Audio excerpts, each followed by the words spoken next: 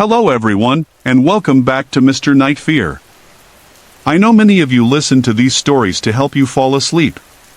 So, before you get settled in, I'd love for you to leave a comment letting me know where you're listening from. And if you're enjoying the episodes, don't forget to like and subscribe to the channel. Now, let's get comfortable, relax, and begin. When I was growing up, my parents owned a quiet little cabin near Pine Hollow, Oregon. The place sat on 2 acres, surrounded by dense, whispering evergreens. It had been our go-to family retreat during summer breaks and winter holidays. My siblings and I practically grew up there, snowball fights in the winter, campfires in the summer. But life got busier. We're all adults now, scattered across states, and syncing schedules feels impossible. A few years back, I had just started seeing someone. Her name was Emily. We'd been out maybe 4 or 5 times when I mentioned the cabin. October was rolling in, and the leaves in Pine Hollow were starting to burn red and orange. I casually floated the idea of a weekend getaway. To my surprise, Emily lit up and said, "Let's go." 2 days later, we had the car packed with sweaters, snacks, and a playlist for the road trip. I picked her up from her place just after sunrise. The drive was about 5 hours, and we spent most of it swapping stories, from goofy childhood memories to dreams we didn't usually talk about. Podcasts filled the quieter stretches of highway. When we finally arrived, we rolled through the sleepy little town first. Pine Hollow was all charm: old diners, a general store with a squeaky sign, and front porches decorated for Halloween. 10 minutes later, we reached the cabin. There's a short wooden fence at the front of the property. No lock, just something to signal private. I got out to swing it open while Emily looked around, clearly impressed. The yard was neat, thanks to the local guy my dad pays to mow and trim every couple of weeks. Emily walked the perimeter slowly, taking it all in like she'd stepped into a postcard. It was just past noon, so we settled in quickly. I gave her a tour of the place: 2 bedrooms, a fireplace, and a cozy back deck with a hot tub under the awning. I turned on the tub heater to let the water warm up, and we headed into town for lunch. We ate at this rustic diner I loved as a kid, then stopped by the Pine Hollow History Museum. By the time we wrapped up, the sun was dipping low. We drove back, ready to soak in the hot tub under the cold evening sky. The temperature had dropped sharply, but the hot tub felt amazing. We sat under the stars, steam curling into the air, until we both froze. Somewhere just beyond the deck, we heard the slow crunch of dry leaves. Step, step, step. It was heavy, deliberate. At first, we thought bear. We were out in the woods. We jumped out, grabbed towels, and bolted into the cabin. I flicked off all the lights, thinking maybe the glow had drawn some animal in. I peered through the side window, half expecting fur and claws. But no. What I saw was the dark shape of a person slowly walking alongside the house. Heart racing, I sprinted to the back door, locked it, and yanked the blinds down. I whispered for Emily to stay quiet. The footsteps circled the house, crunching leaves beneath them, then stopped right at the front door. Knock. Knock. Then a voice: "It's the police." We just looked at each other. I called through the door, "Is there a problem?" The man answered, "We got a call about a break-in."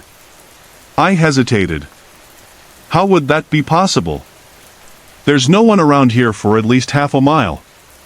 He paused a little too long. Then came, "I need you to open the door, sir." "Sorry," I replied. "I don't feel comfortable doing that." I crept over to the front window and peeked through the blinds, careful not to move them too much. It was dim outside, that eerie twilight where things are just shadows. But clear enough to see there were no police lights, no squad car, nothing. "I don't think he's a cop," I whispered. Then came another knock. I raised my voice slightly. "There's no patrol car outside." "I don't feel safe opening the door." No answer. Silence stretched. We thought maybe he'd left. We even began talking again, quietly, trying to calm each other down. That's when we heard it. The heavy stomp of boots moving away from the door. He'd been standing there the whole time, silently. I checked the window again, no sign of him. He could have disappeared into any part of the forest. That thought chilled me more than anything. We didn't leave the house that night. I only stepped out briefly to shut off the hot tub bubbles. After that, we locked every door, pulled every curtain, and huddled in the bedroom watching old horror movies on my laptop, ironically comforting at that point. I pulled my dad's old shotgun from the closet and slid it under the bed. Just in case. The next morning, we tried to act like it was just a weird fluke. We went for a hike in the national forest nearby, clear trails, pine needles underfoot, birdsong in the trees. Then grabbed dinner in town and even caught a late movie at the tiny theater downtown. We almost convinced ourselves things were fine. Until we pulled back into the driveway that night. Emily suddenly shouted, "Oh my God!" I slammed the brakes, thinking I'd hit a deer. "What?" She pointed through the windshield. Someone was walking quickly away from the cabin and disappearing into the woods, no flashlight, no coat, just vanishing into the shadows. I tried to calm her down, telling her we were leaving the next morning and we had protection. But my nerves were shot too. I parked as close to the front steps as I could and we rushed inside. I double-checked every door and window. We packed our stuff, zipped up the bags, and placed them near the front door so we could leave at first light. That night, we didn't sleep much.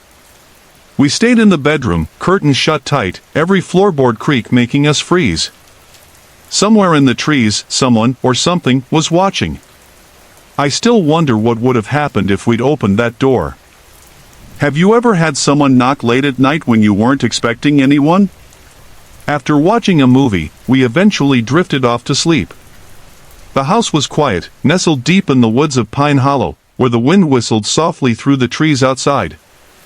That's when I heard it, this strange scraping sound. It wasn't loud, but it was sharp and rhythmically spaced out. A few seconds on, then silence, then again.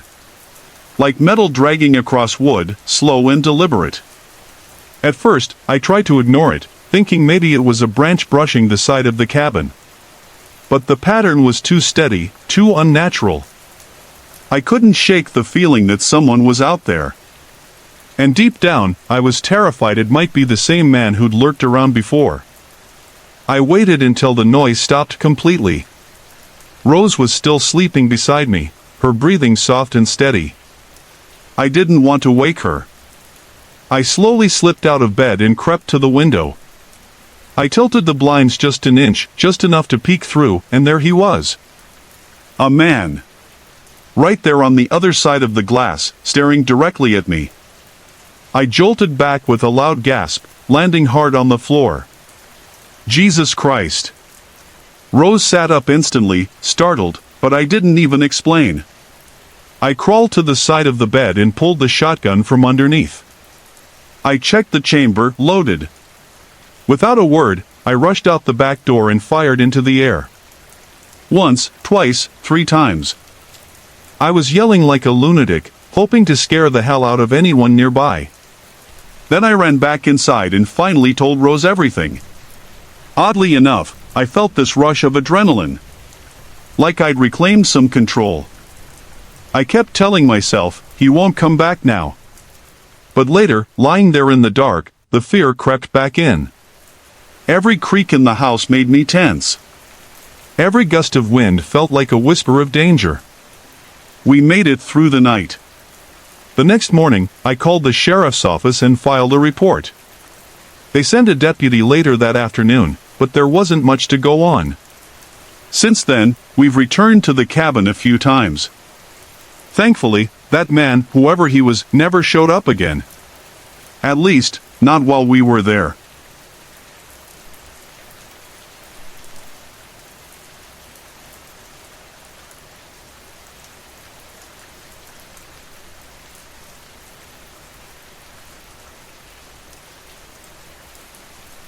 I was driving through the backroads of Wyoming one night, around 1 in the morning.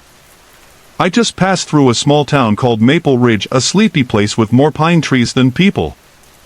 I pulled into a lonely gas station lit by a single buzzing light overhead. Grabbed a bottle of water, some trail mix, filled the tank, and got back on the road. The highway was practically deserted, winding through thick woods and low hills. I wasn't speeding, barely hitting 55. It was dark, I was tired, and out here, you never know when a state trooper might be lurking behind the trees. That's when I saw the lights. In my rearview mirror, flashing red and white. No blue. Just red and white. I glanced down at my speedometer. I wasn't even 2 miles over the limit. Still, I pulled over to the shoulder. The vehicle behind me did the same. I sighed. I'd never been pulled over before, and I was always careful on the road. I didn't even have a parking ticket to my name. But something about this didn't sit right. The man who stepped out of the vehicle wasn't wearing the usual state trooper uniform. His outfit was black, completely black. Black tactical vest. No badge on the chest. No department patch on the shoulders. His vest didn't say police. And when he got close, I noticed his badge only read Criminal Task Force. He asked for my license and registration in a calm, but oddly forceful voice. I didn't hand them over right away. Why did you pull me over? I asked. I'll explain in a minute, he replied, still holding out his hand. I know I wasn't speeding. My taillights are working. So unless I did something unlawful, I don't think I'm obligated to give you anything. He didn't flinch. License. Registration. Now. I stared at him. Are you an actual cop? I asked, my hand nowhere near my glove box. He paused for a moment. I'm part of an undercover unit. That's when I asked for his badge number. He told me he didn't have to give it to me. That was a red flag. Every real officer is required to provide their badge number when asked. Then I looked at his car again. No markings. No blue lights. Just red and white flashing from a grill light bar. The man started getting louder.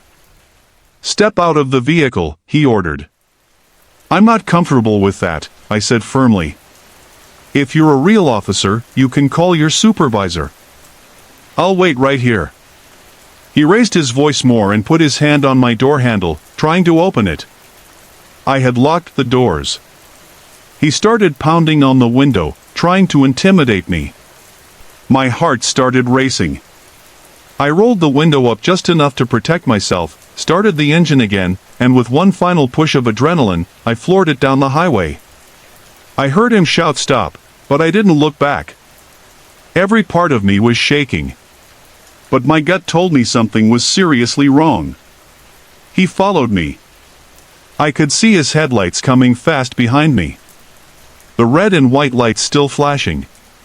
I didn't know if I was running from a cop or a criminal impersonating one, but I wasn't about to take a chance. So I called 911. I explained everything, my location, his car, the lack of blue lights, the missing police insignia, the way he refused to give a badge number. The dispatcher listened closely, then told me to head straight to the nearest station, the Green Pine County Sheriff's Office, about 10 minutes east. She said an officer would meet me there. I followed her directions. All the while, the vehicle behind me kept coming. Still flashing those red and white lights.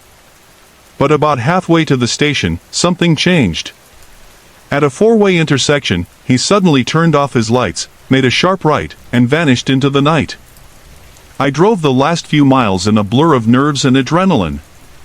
When I got to the sheriff's office, a deputy was already waiting outside, standing by his cruiser under the parking lot lights. He approached me calmly, and I told him everything. Described the man, the vehicle, the interaction, and the spot where he had turned off. The officer jotted everything down, thanked me for calling it in, and said they'd follow up. He also took my contact info in case they needed me to identify someone later. Eventually, I was free to go. But I sat in my car for a while, thinking about what could have happened if I had stepped out when that man asked. If I hadn't listened to that tiny alarm bell ringing in the back of my head. That night, I learned that fear isn't always loud. Sometimes, it's the quiet doubt that keeps you safe. And sometimes, the scariest thing isn't what's hiding in the woods, it's what pretends to protect you. What do you think would have happened if I hadn't driven away? Hey everyone! I put a lot of effort and heart into creating these videos just for you. If you're enjoying the content, I'd love to hear from you. Drop a quick comment below and let me know where you're watching from and what time it is for you right now. Your support means the world to me, and it keeps me motivated to bring more awesome videos your way.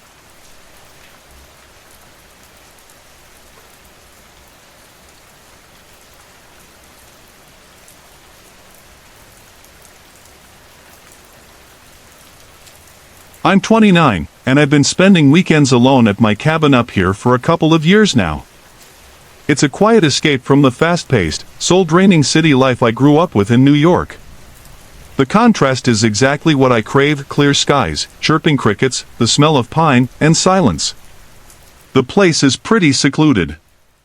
My nearest neighbors are at least half a mile away, and the dirt roads don't get much traffic.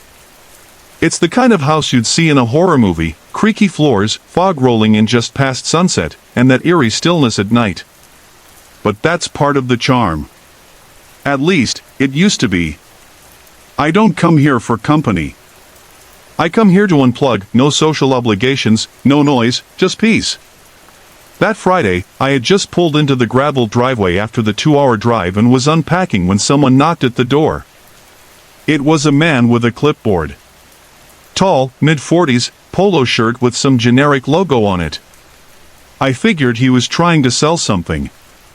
He smiled and asked if I felt safe with my current home security setup. I chuckled and told him I didn't have one, but that I wasn't exactly worried. I even joked, nobody wants to rob this creaky old cabin anyway. That opened the floodgates.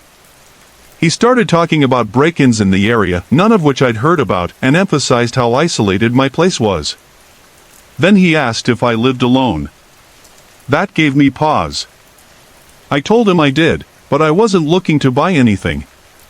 He kept pushing though. Offered to waive the installation fee, said he'd check back in a few weeks. Against my better judgment, I gave him my number just to end the conversation. He thanked me and walked off. I didn't think much of it after that. I made some dinner, then sank into the worn-out couch in the living room and binged a few episodes of Yellowstone. The hours slipped by. Around 11 p.m., I heard a knock at the front door. No one in Pine Hollow knocks at your door that late ever. Not unless something's very wrong. I muted the TV and listened. The knocking continued, steady and patient. I didn't move. There was no way I was opening that door, not at that hour. But then came a third round of knocks, louder this time. Something about it felt deliberate. I finally got up and approached the door, but I didn't open it. I asked, "Who's there?" Nothing. I didn't like it. I said, loud and clear, "I'm not interested in whatever you're selling, and I'm armed." I wasn't, but the bluff usually works. The knocking stopped. I waited a moment, then exhaled and headed back to the couch. A minute later, my phone buzzed. The screen said 911, emergency services. My stomach dropped.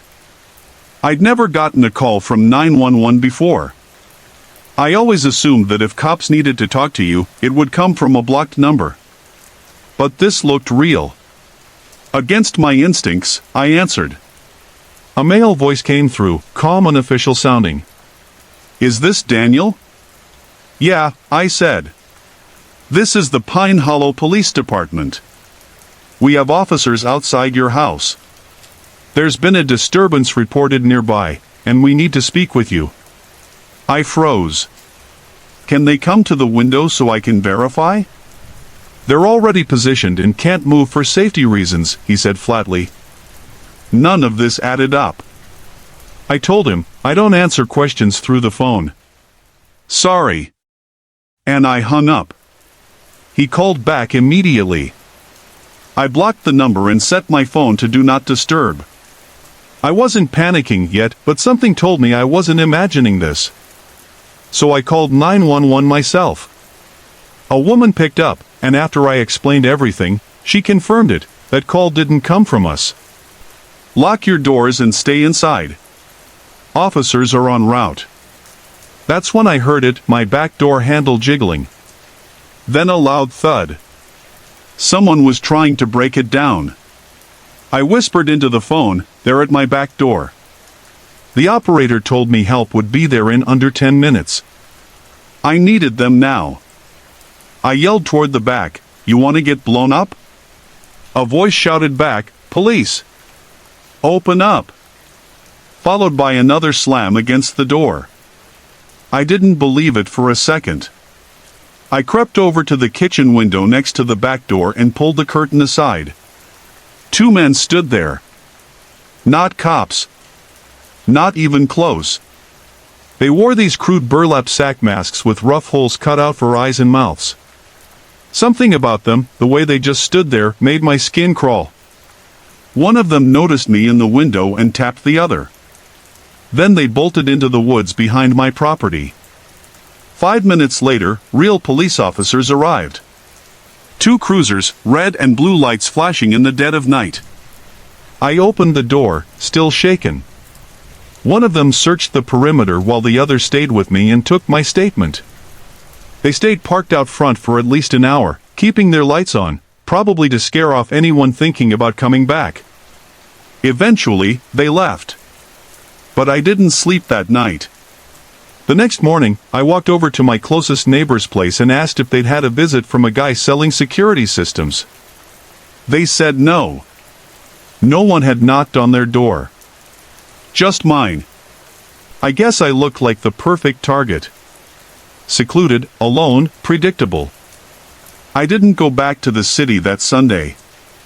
I stayed, called a real home security company, and had cameras installed before the weekend was over. Sometimes, I still think about those masked men and how close they came. And I keep wondering, what would have happened if I had opened that door?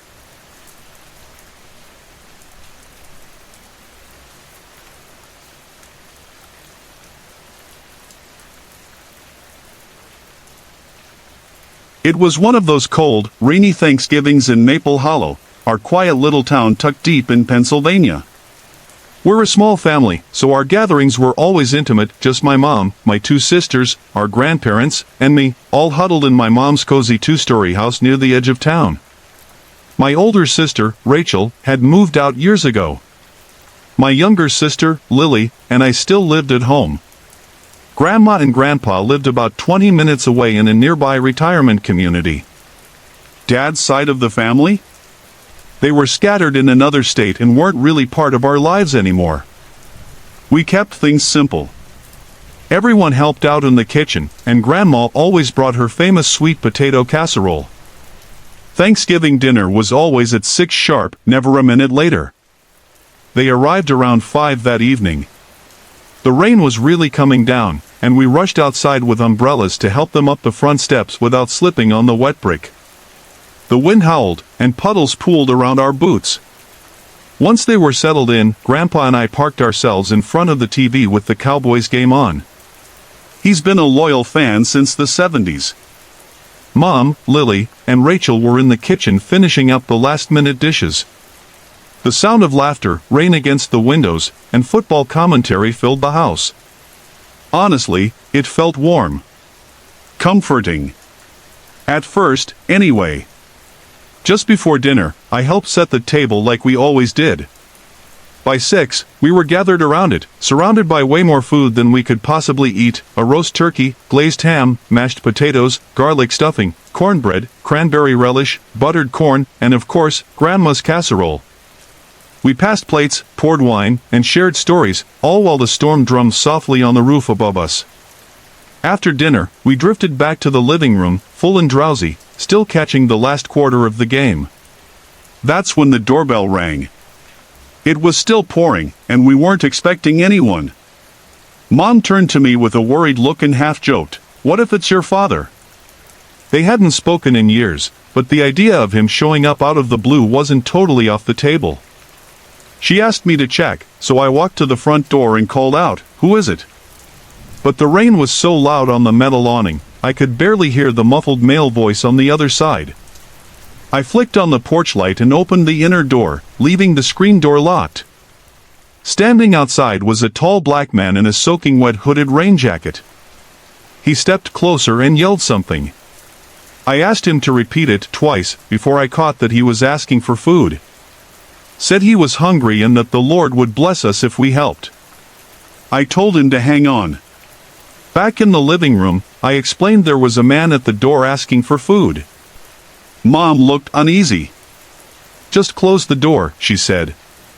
But Grandma chimed in, "Fix him a plate. It's Thanksgiving."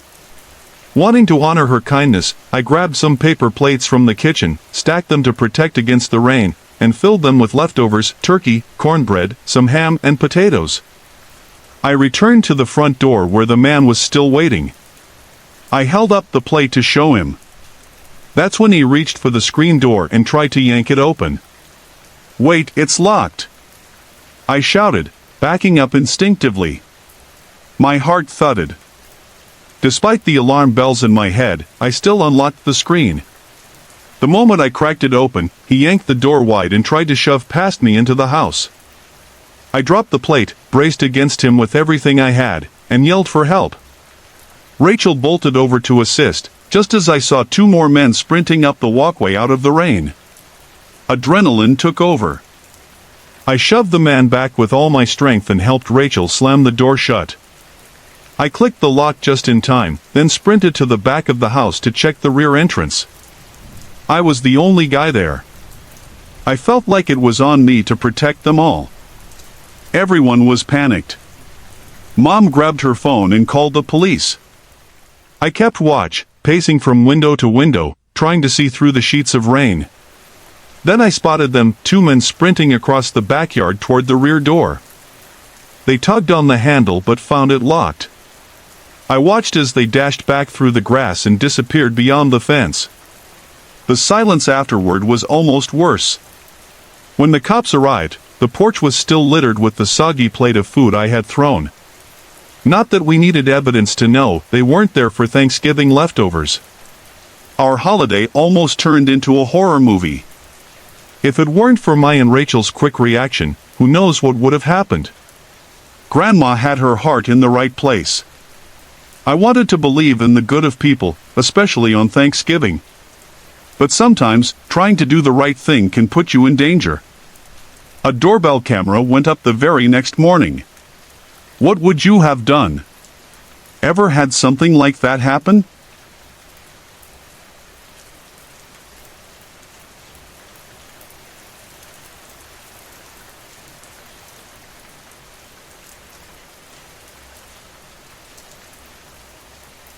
It was Thanksgiving night in Pine Hollow, a quiet little town in upstate New York. I was over at my parents' place for dinner they were hosting this year, and it had turned into a big family thing. Uncles, cousins, and relatives I hadn't seen in almost a year gathered around the long wooden dining table, laughing and passing dishes. Dinner was everything you'd expect: turkey, stuffing, cranberry sauce, the works. My mom was beaming the whole night. But just before we sat down to eat, my phone buzzed with a long text from an unknown number. It began with, "Hey Brooke, hope your Thanksgiving is going well." I froze. I knew exactly who it was. Kevin. A guy I matched with once on a dating app nearly a year ago. We messaged back and forth for a few weeks, texts, snaps, harmless stuff. But even through the screen, something felt off. He was intense. Obsessive, even.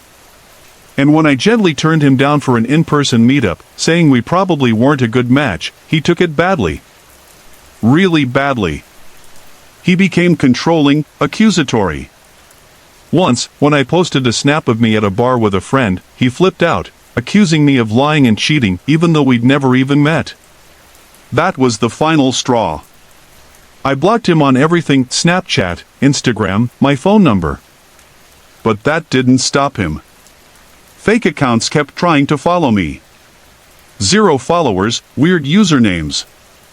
New snaps from accounts with random male names. Every time I added one back out of curiosity, the snap score was 0. Total burner accounts. I knew it was him. This new message was long and disturbing. Gaslighting, guilt-tripping, borderline threatening. It made my skin crawl. I carefully typed a response. "If you contact me again, I'm going to the police." It took a while to get the tone right. Just as I hit send, my grandma across the table gave me a little scowl and told me to put the phone down. So I slid it into my bag and tried to focus on dinner. I stayed off my phone for maybe 30 minutes. But when I checked it again, there was another essay-length message from a different number. Same language. Same manipulative tone. Same person. I didn't want this psycho ruining my night with my family, so I tried to brush it off. I laughed along with my cousins. Talked about old movies. Helped my mom with dessert. Later, when most of the guests had left and things were winding down, I finally showed the texts to my mom and dad. They were horrified.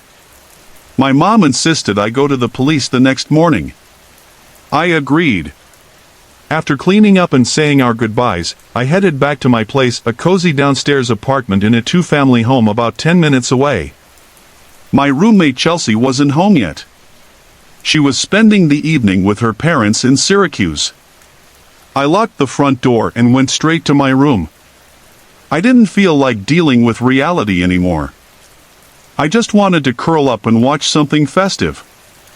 I picked Surviving Christmas, a goofy rom-com with James Gandolfini. I didn't plan on finishing it. I just needed something light to help me fall asleep. About halfway through, I started to doze off, until I heard footsteps. Not from the upstairs neighbors. These were close, in the apartment. Slow, heavy steps coming down the hallway toward my bedroom. I assumed it was Chelsea coming home. But something felt off. The steps stopped right outside my door. And then, the doorknob turned. It rattled once. Then again. My heart jumped. I always lock my bedroom door at night. Always. Even when it's just Chelsea. It's just something I do. I paused the movie and whispered, "Chelsea?" No answer. The knob stopped turning. The footsteps padded quietly away. My hands were shaking as I reached for my phone. That's when I saw them. More texts. Another new number. One message stood out. "Good thing you made it obvious where you live." I felt like my stomach dropped out of my body. I tried calling Chelsea. No answer. I called again. Nothing. I called my parents. My dad finally picked up. I whispered into the phone, "I think that guy is in the house." He didn't hesitate. "Stay put. I'm on my way." I stayed locked in my room, barely breathing, phone pressed to my ear. Then Chelsea called me back. She sounded confused. "Brooke, I'm not coming back tonight. I told you I was staying over at my parents'." That confirmed it. It wasn't her. Someone else had been in my apartment. My dad got there in 5 minutes flat. When I let him in, I was shaking. We searched the place together. Nothing seemed disturbed. But then he went to the sliding glass door in the kitchen. It was unlocked. Wide enough for someone to slip in. He turned to me, his face dark. "You have to lock every door and window, Brooke. Every single night." I followed him back to my parents' house and stayed there overnight. I didn't sleep. The next morning, my dad took me to the courthouse. We spoke to someone about getting a temporary restraining order. The process was overwhelming, but I followed through. A few weeks later, I saw Kevin for the first and hopefully only time. In court. He looked normal. Average. Like someone you'd pass in the grocery store. But when I saw him, every nerve in my body lit up in fear. The judge granted the restraining order extension. His texts alone were enough. I couldn't prove he had actually entered my apartment, but the threats were real and now legally documented. If he contacts me again, in any form, he goes to jail. It still haunts me to think how easily someone can become a danger in your life after nothing more than a few messages. I hope Kevin never finds another person to torment. But I can't help but wonder, what if he already has? Red circle, red circle, red circle. Would you ever answer a message from someone you barely knew just to be polite? Would you notice if someone was slowly slipping into your life, through every open crack? I thought I was careful. But I never expected to find evil hiding behind a phone screen. Sorry to interrupt. If you're enjoying the story, let me know in the comments and tell me where you're watching from. Don't forget to like and subscribe for more.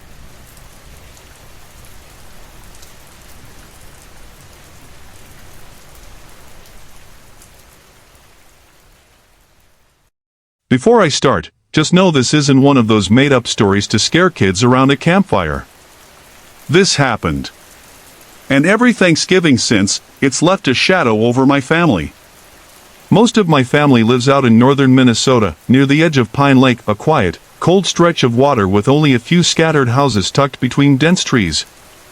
It's not one of those fancy lake communities. The houses are spaced out, modest, and definitely more rustic than modern. But they're private, and that's what my Uncle Mike loves the most.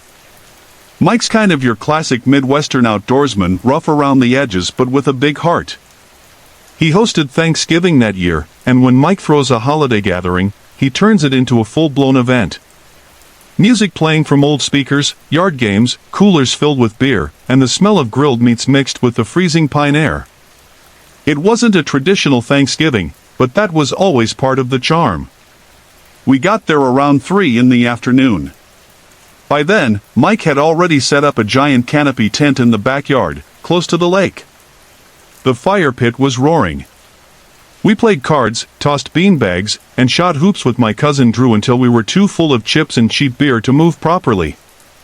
The air was cold, but the laughter made it warm. As the sun dipped low behind the tree line around 5:30, Aunt Lisa and Uncle Mike started bringing out the food: turkey, stuffing, mashed potatoes, the whole spread. We all gathered under the canopy, plates piled high, the string lights above us flickering on against the rising darkness. It was peaceful. Simple. The kind of night you remember for all the right reasons. Until that moment. My cousin Drew suddenly froze mid-bite and pointed toward the woods behind us. "Dad, who's that?" We all turned. Standing just beyond the edge of the woods was someone tall and completely still, like a silhouette carved out of the trees. Just watching. Mike stood up fast. "Can I help you with something?" he called out, already walking toward the figure. The person didn't respond.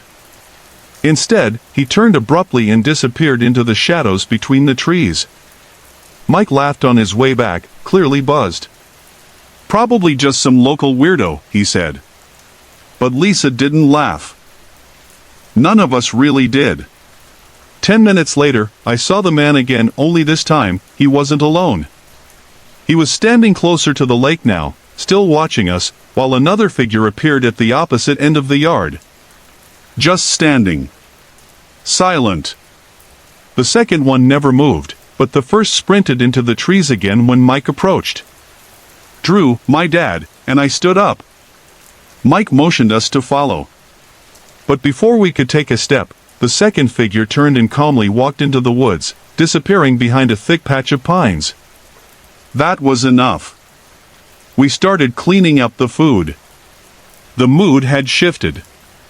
Nobody said it out loud, but we were all thinking the same thing: this wasn't just a random prank. Once everything was packed and brought inside, we sat huddled in the living room. Mike kept the outside lights on. He and Lisa were on edge, and honestly, so were the rest of us. Whoever those people were, they didn't look like kids. And who sneaks around someone's private yard during Thanksgiving dinner? The best guess we had was that it was some loners or drifters looking to scare someone. Or maybe even bitter neighbors who didn't get along with Mike. But still, it didn't sit right. Later, I went to grab a beer from the cooler outside. Mike and my dad asked me to grab a couple more while I was out there. I figured no big deal, just run, grab, and get back. But as soon as I stepped out, I knew something was off. The lights under the canopy were off now. The air felt colder than before. The fire was out, and the woods loomed darker than ever. I reached the cooler, my hand shaking a little as I lifted the lid and grabbed a few bottles. I didn't want to stay out here a second longer than I had to. That's when I heard the sound. One of the plastic chairs scraped loudly across the concrete. I turned fast. There, under the canopy, was a man. He was tall, too tall, probably 6'5" or more. His face was obscured in shadow, but his movements were slow, deliberate, circling the table like he belonged there. I didn't wait. I shouted for Mike and sprinted toward the house. Mike and my dad burst through the back door just as I reached the porch, gasping. "There's someone out there!" I yelled. Almost instantly, there was a loud bang on the opposite side of the house this time. Someone slapping the siding hard. That's when panic set in. Mike dragged us back inside and locked the door. Lisa rushed around the house, snapping every curtain and blind shut. We didn't know how many were out there. But it felt like the house was surrounded. Then Mike did something he never does, he called the police. He's not the type to involve anyone. But this was different. We all sat there quietly. Every creak of the floor, every gust of wind outside made someone flinch. Then, shatter. A brick came flying through the kitchen window, glass exploding across the floor. Attached to it was a crumpled note scrawled in black marker. "Leave now, you vet-loving freaks." That's when it hit us, Mike's old army flag that usually hung by the porch was gone. There was no mistaking it now. This wasn't random. Someone was targeting Mike and Lisa. Maybe for political reasons, maybe just hate. Either way, it was deliberate and it was terrifying. The police arrived within minutes. One siren chirp. That was all it took to send whoever was out there fleeing. I'll never forget that night. Not just because of the fear, but because it happened on Thanksgiving. On a night meant for gratitude and family. There really are some sick people out there. Hey everyone! I put a lot of effort and heart into creating these videos just for you. If you're enjoying the content, I'd love to hear from you. Drop a quick comment below and let me know where you're watching from and what time it is for you right now. Your support means the world to me, and it keeps me motivated to bring more awesome videos your way.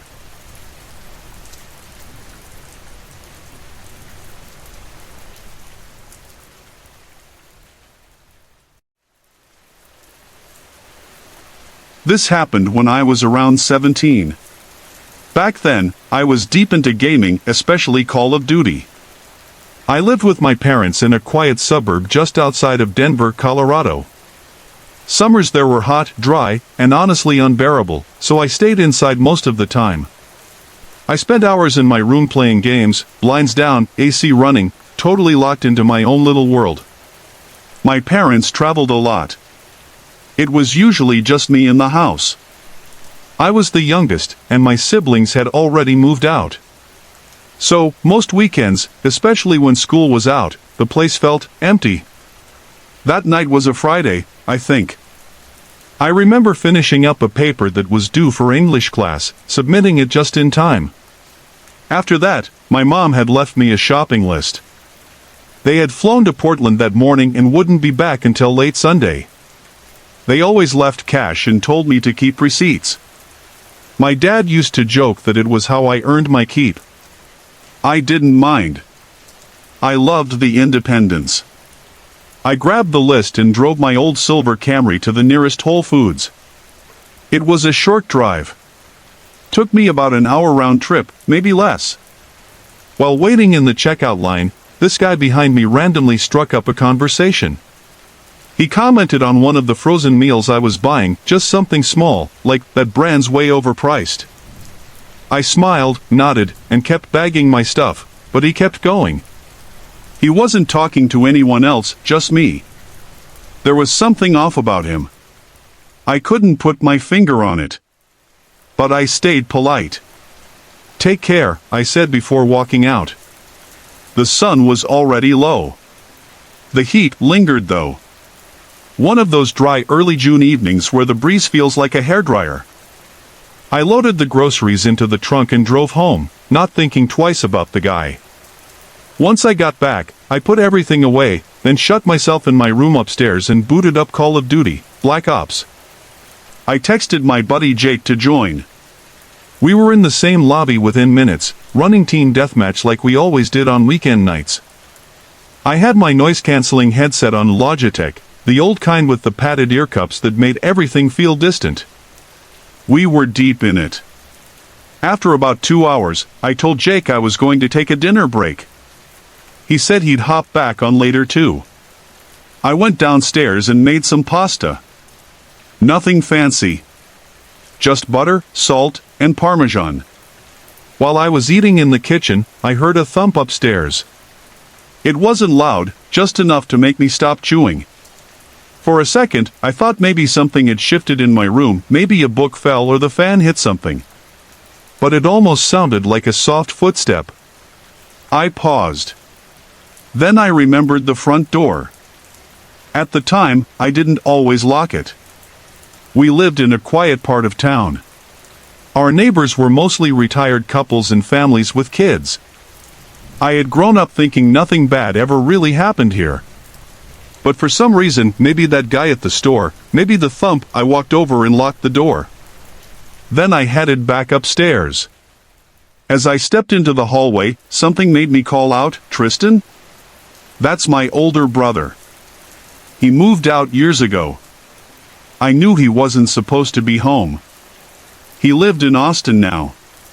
But for some reason, I just said his name out loud. It was more instinct than anything. Like if someone was there, I didn't want them thinking I was alone. No one answered. Still, I walked quietly down the hall, checked the guest room and the bathroom, nothing out of place. The air upstairs felt heavier than usual. I didn't really believe in ghosts or anything like that. But I felt watched. Just a little. I went back into my room and shut the door, maybe a little harder than I needed to. I sat down at my desk, picked up my headset, and texted Jake. "Back on," I wrote. He replied with a thumbs up emoji, and we started our next round like nothing happened. But that night, something had definitely shifted. I just didn't know it yet. It happened on a chilly November evening in Maple Hollow, a small town nestled in northern Pennsylvania. I was home alone, my mom working the night shift at the hospital, and my stepdad out of town. I was in my room playing team deathmatch online with my best friend, Johnny. The soft hum of my PC and the distant howling wind outside set a quiet tone that I didn't even notice until later. Johnny had disconnected for a bit, Wi-Fi issues or something. While waiting, I kept playing. A few games in, I caught myself glancing toward the hallway. The door to my room was slightly ajar.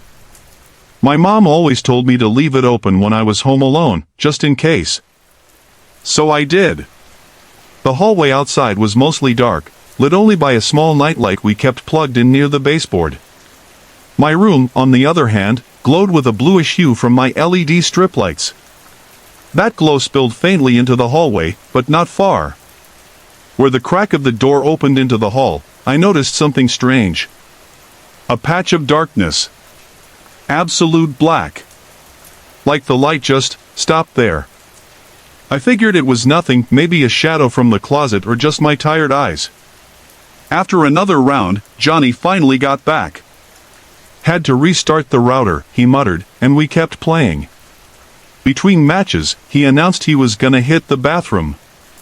I leaned back and looked over at the hallway again. That strange patch of blackness was gone. Now I could clearly see through the door crack. The light from my room stretched a bit farther this time. And that's when the thought hit me, was someone standing there before? I felt something in my chest tighten. My instincts kicked in. I spun around in my gaming chair and froze. There was a man sitting on my bed. He sat up stiff as a board, legs together, hands perfectly resting on his thighs. He wasn't moving, just staring, like he'd been watching me the whole time. His expression almost looked like he was holding back a smile. I panicked. I screamed and leapt from my chair onto my desk, knocking over my monitor, keyboard, everything. "What do you want?" I yelled. Now the man did smile. Wide. Too wide. He grinned like it amused him. I bolted from the room into the hallway, my socks sliding on the hardwood floor. Halfway down the hallway, I stopped and dared to look back. The bed springs creaked behind me. The man stood and walked slowly into the doorway. He didn't charge, didn't shout. He just stood there. Again, I shouted, "What do you want?" His reply chilled my bones. He tilted his head and said in a strange, broken voice, "Can I play too?" My heart pounded. "How did you get in here?" I asked. He took a few slow steps into the hallway and pointed down the stairs. The front door. He must have come in through the front door. Unlocked. God, I hadn't locked it. Without thinking, I ran down the stairs and grabbed the landline phone we still kept in the kitchen, along with the nearest thing I could use to defend myself, a kitchen knife. I held it with shaking hands and yelled, "I'm calling the cops. You need to leave." His footsteps echoed down the stairs. And then, he walked past the kitchen entrance. For one fleeting second, he looked right at me. No fear. No anger. Just calm, like he didn't belong to this world. Then he walked out the front door. I rushed to slam it shut and lock it. For the first time in my life, I felt truly stupid for not checking the lock earlier. I stood there, holding the phone for what felt like forever. Should I call Mom? The police? Eventually, I told my mom. She was quiet at first, but soon she was fuming. She handed the phone to my stepdad, who told me to check the whole house. I did. Every room. Every drawer. Every corner. Nothing was missing. Nothing touched. I told my stepdad the guy didn't seem violent, just wrong. There was something off. Unnatural. Like he didn't belong here, but also wasn't afraid to be here. But the worst part? It wasn't the way he smiled. It was knowing he sat silently on my bed, in my room, watching me, hidden behind that crack in the door the entire time.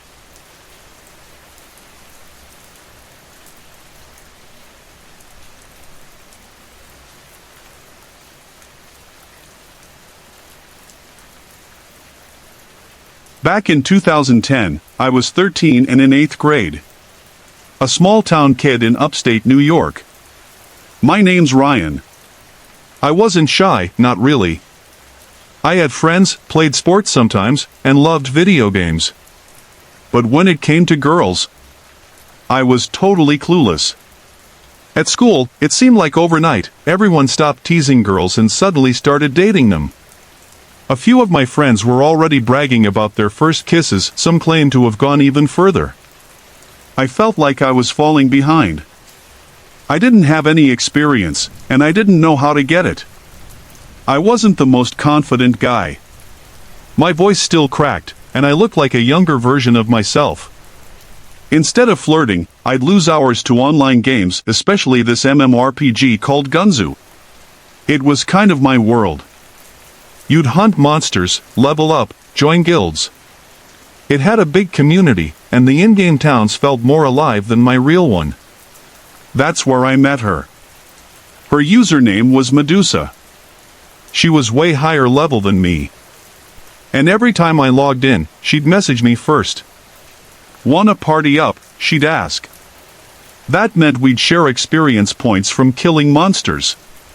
But really, it was just our excuse to talk. We talked about everything: school, our families, favorite foods. She said her real name was Teresa, and she lived just an hour away from me, also in New York. She was 15. I never heard her voice, never saw a video. But still, I felt like I knew her. It was strange. Comforting, in a way. Eventually, we talked about meeting up in person. I didn't have a phone yet, just an old iPod Touch. But I found an app that let me text people with real phones. Through it, I sent her a picture.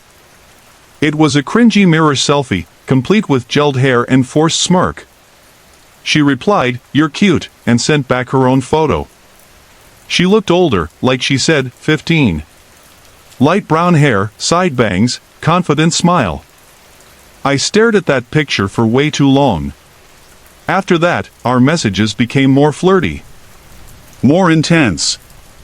We started talking about spending time together. I told her my parents were going away for the weekend to visit friends in the Hamptons. That would leave just me and my older brother, Eric, at home. Eric was 18 and usually out with friends anyway. I asked if he could crash at a buddy's place that Saturday night. He said sure. I told Teresa she could come over. She said she'd try to hitch a ride with her sister's friends, who apparently lived close by. I gave her my address. She said she'd probably show up sometime that night, but didn't say exactly when. I never heard her voice. Even then, we still hadn't talked on the phone. That should have bothered me, but it didn't. I was too excited. Saturday came. I couldn't focus on anything, not even my games. I kept checking the mirror, fixing my hair, straightening my hoodie. I vacuumed my room and lit one of those fake apple cinnamon candles from the kitchen. As the sun set, I got more anxious. Then, just after 9 p.m., I got the message, "I'm here." I froze. Then my heart started racing. I ran to the front door and looked out the peephole. Nothing. Just a quiet street. No headlights. No movement. Just dim streetlights and a little wind rustling the leaves. Then another message popped up, "Come outside." I opened the door and stepped out onto the porch. My breath puffed into the cold night air. The street was dead silent. Not a single car in sight. Not a sound. I called out softly, "Teresa?" Nothing. I took a few steps down the front steps, looking left and right.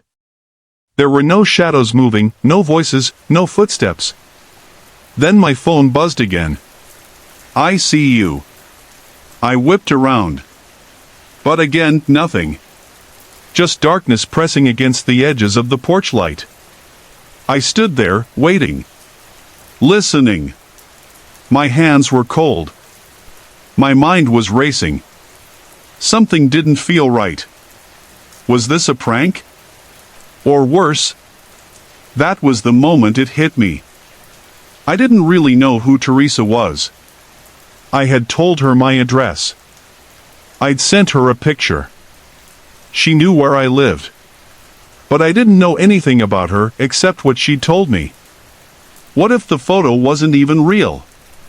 What if her name wasn't Teresa? And what if the person watching me from the darkness wasn't a teenager at all? I walked back inside and quietly closed the door behind me. I texted her again, "I don't see you." She answered, "Oh, I must have got the wrong house. Just give me a minute." That felt weird. I locked the door, sat down on the living room couch, and nervously opened a game on my phone. I kept glancing toward the window even though the curtains were shut. Then another message popped up. "I'm here. Come outside." I replied, "Ring the bell so I know you're at the right place." Not even 10 seconds later, the doorbell rang. My heart dropped. I walked slowly to the front door, keeping my steps light. I peeked through the peephole. No one. Teresa? I called out softly. Then I saw a pale hand reach up and knock firmly on the door. Still looking through the peephole, I said her name again, Teresa? That's when it happened. A bald man with sunken eyes and an eerie grin stepped into view. He looked to be in his late 40s, short, hunched a little, with cracked lips like he hadn't had water in days. Then he spoke. Hey, Joey. It's Medusa, from Gunzu. His voice was raspy and wrong. I just want to talk. I backed away from the door like I was on autopilot. My hands covered my mouth. I couldn't breathe. I couldn't think. The person I'd been messaging for weeks, who I thought was a girl my age, was this guy. A grown man. I felt sick. I grabbed the house phone and tried calling my brother. No answer. The doorbell kept ringing. Over and over. I ran to my bedroom, locked the door, and sat in the corner holding the phone like it was my last line of defense. I didn't want to call my parents, I was too ashamed. The light was still on in my room, so I quickly shut it off. There's a large window in there that looks out over the side yard. We live on a quiet corner in a town called Willow Creek, the kind of place where nothing ever really happens until it does. I gently tilted the blinds open just a crack. He was there. Right outside my window. He leaned forward, squinting in, his breath fogging up the glass.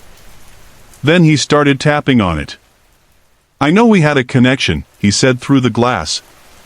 We could at least be friends. I didn't say a word. Just held the phone tighter and redialed my brother. This time, he picked up. Please come home right now, I whispered. Teresa's not who she said she was. It's a grown man. He's at my window right now. My brother's voice instantly got serious. I'm on my way. I've got the guys with me. He's always been big for his age, he played linebacker even back in middle school, so I felt safer just knowing he was coming. While we stayed on the phone, I ran upstairs and hid in our parents' room. The man kept sending message after message. He said he lied for a reason. That I'd understand if I just gave him a chance to explain. Then my brother arrived. He saw the guy still standing outside and yelled for him to back off. I rushed downstairs and stepped outside just as my brother and his 3 friends surrounded him. They didn't touch him yet, but the way they stood, it was enough. You're sick, man, one of them shouted. You came to a kid's house pretending to be a teenage girl? The man raised his hands, pretending to be calm. I just wanted to teach him a lesson. You know? About not trusting people online. That's when I stepped forward. Then why were you telling me we could be friends? At my bedroom window? He didn't answer. He turned and walked fast toward his car. My brother kicked one of his taillights in, and one of the guys chucked a rock at the passenger window. He drove off and didn't look back. That night was humiliating. Scary. But I was grateful. Grateful my brother showed up. Grateful nothing worse happened. It still haunts me to think about it. How many things I said to someone I thought was just a girl like me. And how wrong I was. Red circle, red dotted line. Let me know when you're ready to send the next story section. I'm fully locked in. Hey everyone. I put a lot of effort and heart into creating these videos just for you. If you're enjoying the content, I'd love to hear from you. Drop a quick comment below and let me know where you're watching from and what time it is for you right now. Your support means the world to me, and it keeps me motivated to bring more awesome videos your way.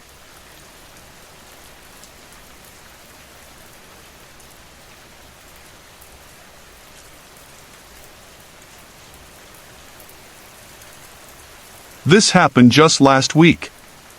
A bit of backstory first. I'd finally quit playing Fortnite for good. It was May 2021, and honestly, tons of people had already jumped ship from the game. My buddy Brandon suggested I download Apex Legends instead and join him for a few rounds. I already had it installed, just needed an update. No big deal. So, I logged in, and yep, I still sucked at it. I hadn't touched the game since its original launch, so my stats were garbage. I only had the starting Legends, Pathfinder and Bloodhound, because, well, I always thought they were the best beginner picks. Here's something important. I wear this ultra-loud gaming headset when I play. It blocks out pretty much everything else. And that night, I was home alone. My parents had gone out for a belated anniversary dinner, and my younger brother was crashing at a friend's house. Quiet night, right? Brandon and I were deep into a match when he suddenly said, "Dude, what the hell? I just got a message from a random number." "What's it say?" I asked, glancing at the screen while dodging fire. His voice dropped. "It says, 'Look out the window.' Then it says, 'Don't look out the window, dude.'" "Like what?" I laughed it off. "There's nothing out there, man." "No," he replied, voice lower. "It says, 'Look out your window.'" "Yours." I froze. My room has 5 windows. I started looking around, heart beating faster. Right, then left. One by one. And then I spotted it. One of the windows, half blocked by blackout curtains and barely visible from the couch, had someone standing outside. It was a man. He stood motionless, back turned to the house. I didn't think much of it at first. Just some random guy facing away from the window. Could have been someone from the neighborhood, right? Wrong. I slipped my headset back on. Brandon had just gotten another text. "Luke, I'm not screwing around. There's someone outside your window." "I know," I said quietly. "I saw him. He's just standing there, not facing me. He just took a picture of you. Through the window." My stomach dropped. "What the hell?" "You need to call the cops," Brandon said. "Seriously. Get him away from there." Before I could respond, his voice disappeared. Then came that familiar ding of an Xbox notification. He left the party. Brandon never leaves without saying goodbye or letting me know he's logging off. But then I noticed he was still online. Still in a match. What the hell's going on? I muttered to myself. Then I got a party invite from his account. Thinking he'd glitched out, I joined. Only, the voice that came through wasn't Brandon's. It was deep. Too deep. Way older than him. And cold. "Come outside. Right now. Or I'm coming in." I froze. That voice didn't belong to anyone I knew. But it wasn't a joke. I turned slowly toward the window. And there he was again. He was banging on the glass with both fists. His face was a deep, angry red, and blood streamed down from his hands. He looked deranged. Wild eyes, hair matted, skin smeared with something dark. Each pound on the glass sent a tremor through the room. It started to crack. I reached for my phone, lying next to me on the couch. It had 1% battery left. "Shit, I whispered. I dialed and held the phone to my ear. In a low voice, I whispered to the operator, "There's a man trying to break in. His hands are bleeding. His face, it's red. He's screaming and hitting the window." And then the man did start screaming. Loud. Animal-like. That's when I noticed something strange. All of our windows have security screens. But this guy, he was already at the glass. He hadn't cut through anything. My thoughts were racing. Then, crack! A shard of glass hit the floor. There was now a hole wide enough to speak through. I shouted, "Get the hell out of here! The cops are on their way!" Another crack. Another shard. I bolted to the kitchen, grabbed the biggest knife from the block, and ran back. He was halfway through the broken window. I ran again, this time grabbing the old cordless landline. I sprinted upstairs and called 911 again, telling them he'd gotten inside. Problem was our bedrooms didn't have locks. Only the bathrooms did. So I ran into my parents' room and locked myself in their bathroom. I left their bedroom door wide open, hoping it would trick him into thinking no one was there. The bathroom door is tucked into the corner and hard to see from the hallway. Maybe he'd overlook it. Then I heard it. Heavy footsteps on the stairs. Slow. Purposeful. My heart pounded in my ears. I could barely breathe. I opened the drawer, trying to find anything, scissors, a razor, something sharp. Suddenly, the footsteps pounded into the bedroom. I think he heard the drawer open. Then, sirens. I've never felt such relief in my life.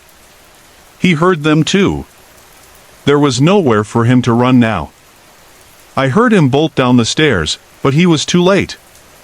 Red and blue lights flashed through the curtains. Cops had already pulled up. I ran downstairs and out the front door. The police were already restraining him, forcing his bleeding arms into cuffs. Later, I found out the truth. Earlier that night, during a match, I'd killed this guy in-game. I might have taunted him a little, okay, a lot. But that was hours ago. It's just a game, right? Somehow, he'd found my real address and Brandon's number. He used Brandon's name to scare me. Used his Xbox profile to impersonate him. Turns out, the guy had a long history of cyberstalking and violent behavior. He was mentally unstable. He was convicted of aggravated burglary. That night, a couple of patrol cars stayed outside our house. I didn't sleep. To this day, I still wonder how many people out there lose control like that over a game. We all get mad, sure. But to track someone down and try to kill them over a match? That's something else entirely. Sorry to interrupt. If you're enjoying the story, let me know in the comments and tell me where you're watching from. Don't forget to like and subscribe for more.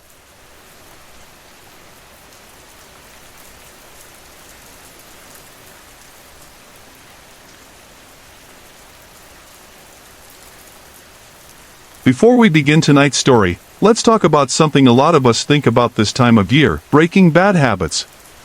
With the new year right around the corner, many people are making resolutions they'll probably abandon before February. But what if there was a smarter, easier way? That brings me to tonight's sponsor, Fume. Here's the thing, not every part of a bad habit is bad. So instead of forcing yourself to completely change overnight, why not just remove the bad from the habit? Fume is a clever, award-winning, flavored air device.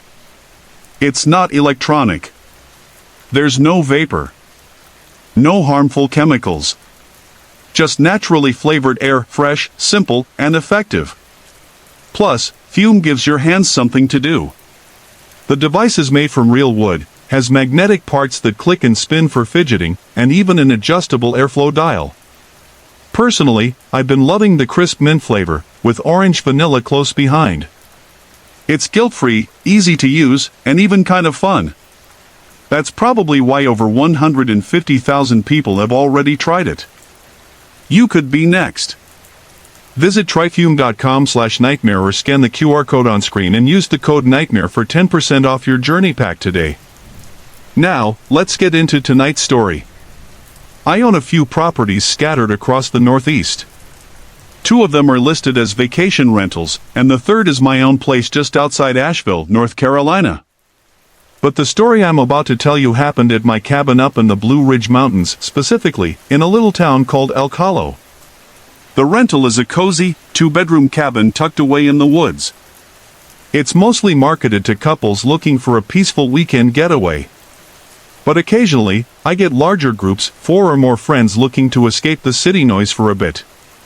Those bigger groups? They're the ones I usually worry about. Couples tend to clean up after themselves, leave nice reviews, and generally respect the space.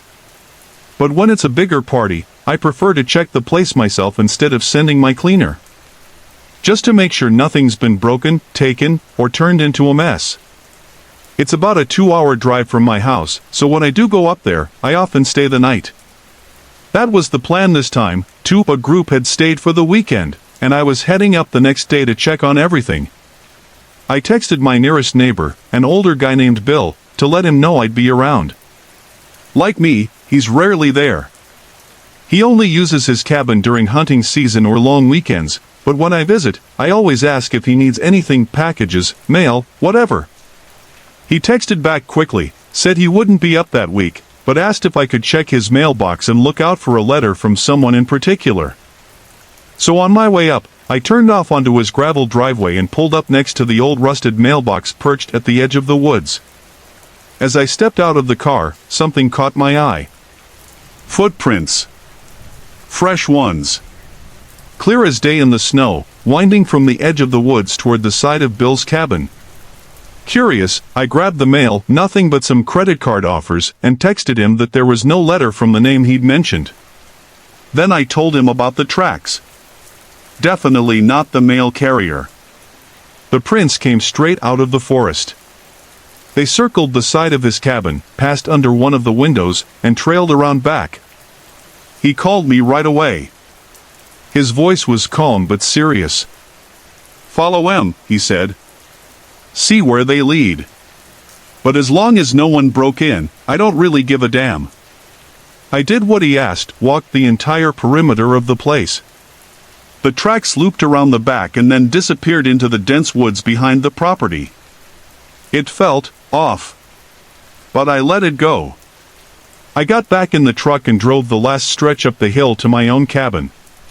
And that's when I noticed something strange. The snow was fresh, just fell the day before. My last guests had checked out 2 days ago. So why were there still footprints all around the porch? Footprints that hadn't been covered by snow. Footprints that didn't look like they belonged to a single person. Let me tell you about a winter weekend I'll never forget. There was a heavy snowstorm rolling in that night, and by morning, the entire property would be blanketed white. The first thing I did after arriving was change the smart lock on the front door, standard protocol between guests. I managed a cozy rental cabin up in Pine Hollow, tucked deep in the woods outside town. Most folks came for the peace and quiet. This time, the place was anything but peaceful.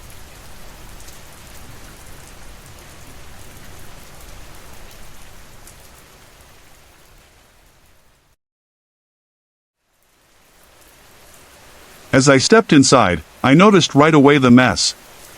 The kitchen sink was piled with dirty plates and cloudy glasses. Empty soda cans and beer bottles cluttered the counters. The trash was overflowing. Some guests treat the cleaning fee like a license to be inconsiderate.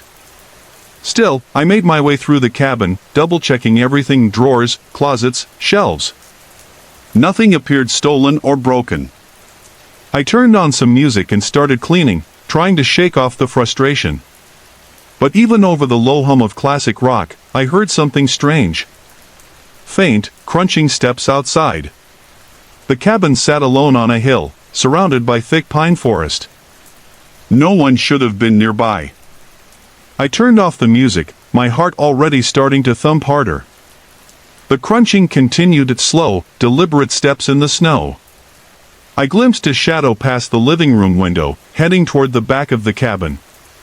I locked the front door quietly and stood still. Whoever was out there had seen my SUV in the driveway. They knew someone was home. I waited nearly 20 minutes, barely breathing, perched on the armrest of the couch. Finally, I decided to step outside with a flashlight. The cold bit into my skin, but I needed to know. There was a clean trail of footprints circling the cabin.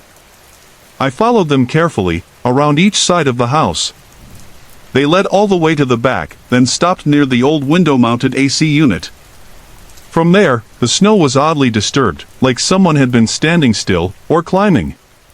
I scanned the dark woods. I couldn't see anyone, but I swear I felt eyes on me. I hurried back inside and locked every door, every window. I wasn't going back out there again. That night, I ordered a ton of takeout from a local diner through an app. It took forever, but I didn't care. That greasy burger and fries ended up being both lunch and dinner. After finishing the laundry and tidying up, I settled into my laptop to catch up on remote work. The snowfall picked up outside. It was the kind of cozy scene that usually brought in guests wanting a winter escape. By 8 p.m., I shut the laptop and started a movie. I wanted to relax, but the house had other plans. Midway through the film, I started hearing creaks above me. Sharp, popping noises. I looked up, confused. The cabin didn't have an attic. I told myself it was just the snow weighing down the old roof. Nothing paranormal. Just winter doing its thing. Still, the sound was strange. Uneven. When the movie ended, I headed to bed. Snowflakes tapped gently against the window panes, a soft whisper against the dark glass. It was oddly peaceful, until it wasn't. The crunching returned. Footsteps. Again. They passed right by my bedroom window. I froze, sitting on the edge of the bed, straining to hear more. For almost half an hour, I sat in silence, bracing for a doorknob to turn or a window to rattle. Eventually, I slipped on my coat and boots, grabbed a wooden bat from the hallway closet, and stepped out into the snow. The footprints were back. Only this time, they didn't lead to the house. They started at the AC unit and walked away, straight into the forest. That's when it hit me. Whoever it was, they had been on my roof. Climbing up and down using the air conditioner as leverage. I went inside and dialed the local sheriff's office. A deputy from Pine Hollow arrived maybe 20 minutes later, a solid guy named Officer Reynolds. We inspected the grounds together. He even climbed onto the roof and confirmed it, footprints and patches of compressed snow. Someone had absolutely been up there. He reassured me that he'd stay in the area and to call again if anything happened. I also mentioned seeing similar footprints over at the vacant house next door. He jotted that down too. The next morning, I packed up and left. Later that week, I rented the cabin to a group of snowbound travelers. They reported nothing unusual. Maybe it really was a one-time thing. A strange, isolated incident. Still, to this day, every time it snows, I remember the sound of footsteps crunching just outside my window. And I wonder if someone ever came back. Hey everyone! I put a lot of effort and heart into creating these videos just for you. If you're enjoying the content, I'd love to hear from you. Drop a quick comment below and let me know where you're watching from and what time it is for you right now. Your support means the world to me, and it keeps me motivated to bring more awesome videos your way.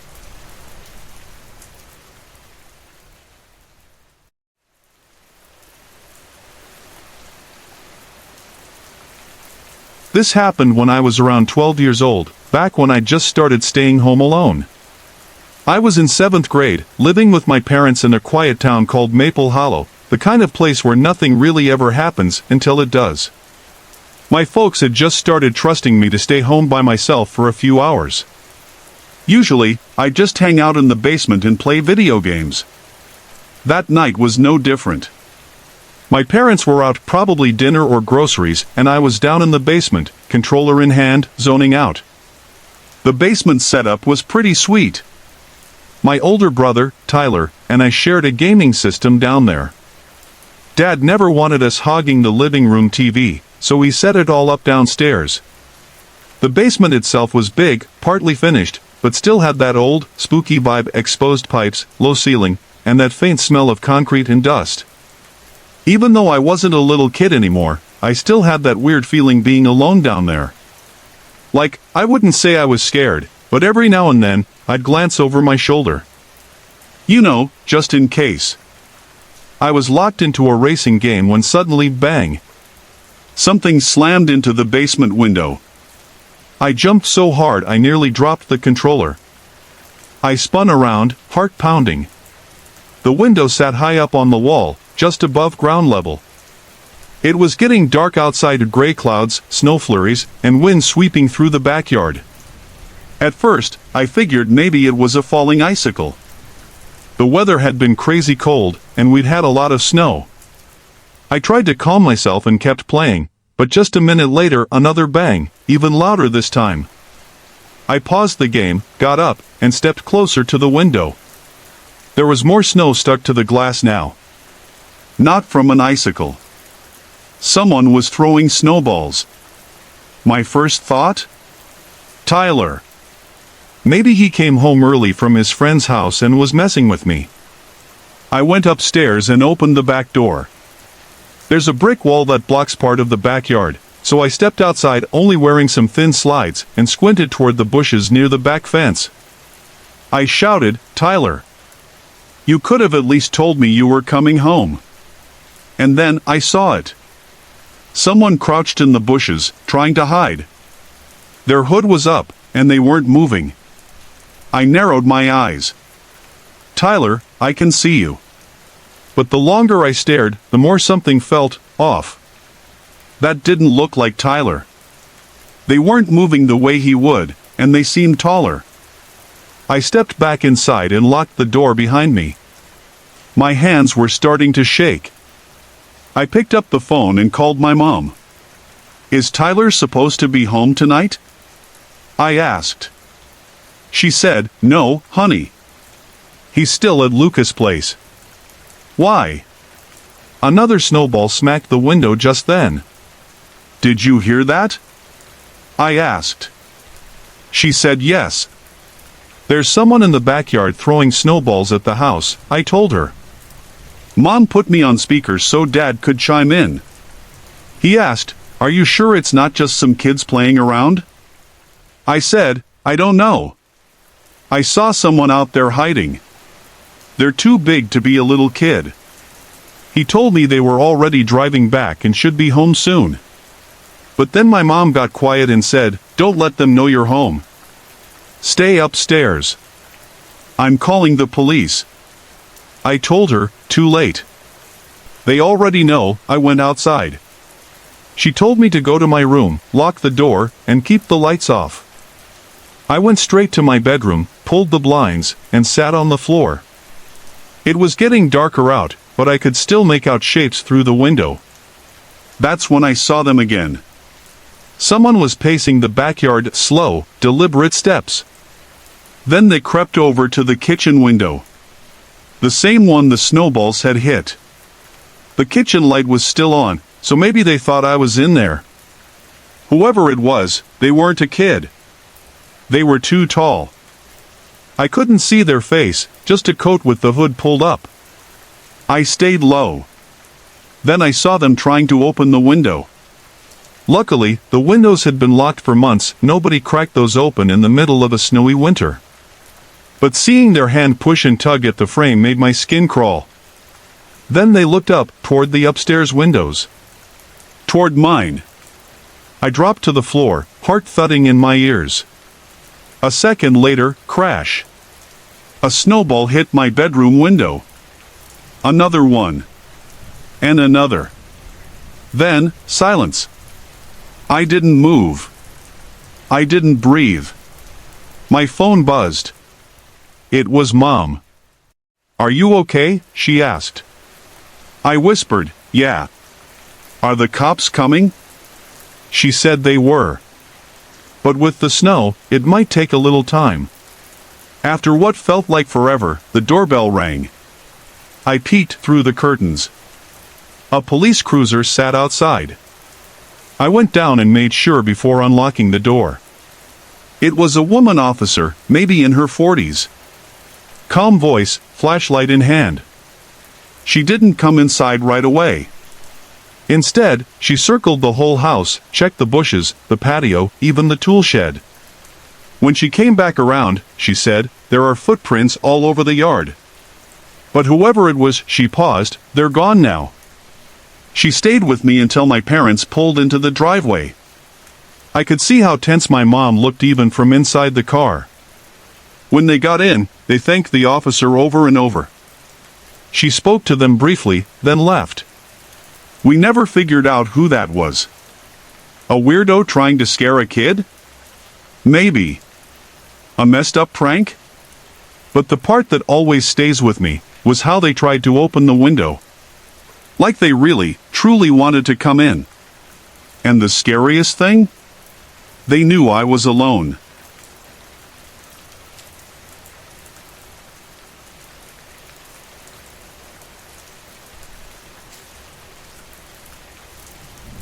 Many years ago, I went on a winter trip with my girlfriend Emily, my buddy Mike, and his girlfriend Sarah. We headed out to a small mountain town in northern Vermont, not far from the Canadian border. Mike and I go way back. We've always been into the outdoors, hiking, snowboarding, long treks through the snow. It's our thing. Mike's family owns a secluded cabin deep in the woods, so we decided to spend a couple of nights up there. It was the perfect weekend for it too. Weather reports were calling for snow. When we got to the cabin, the ground was already covered in a soft blanket of white, and more snow was supposed to fall the next day. That first night, we all relaxed in the hot tub out back, sipping red wine while flakes danced from the sky. It was quiet. Peaceful. The cabin sat in the middle of nowhere, no other houses in sight. You could only hear the wind brushing against the pines and the occasional creak from the old deck. The next morning, we woke up to light snowfall, much gentler than we expected. Barely anything had built up on the ground. Still, we were hopeful it would pick up. Mike went out back to fire up the old ATV his dad kept in a tool shed.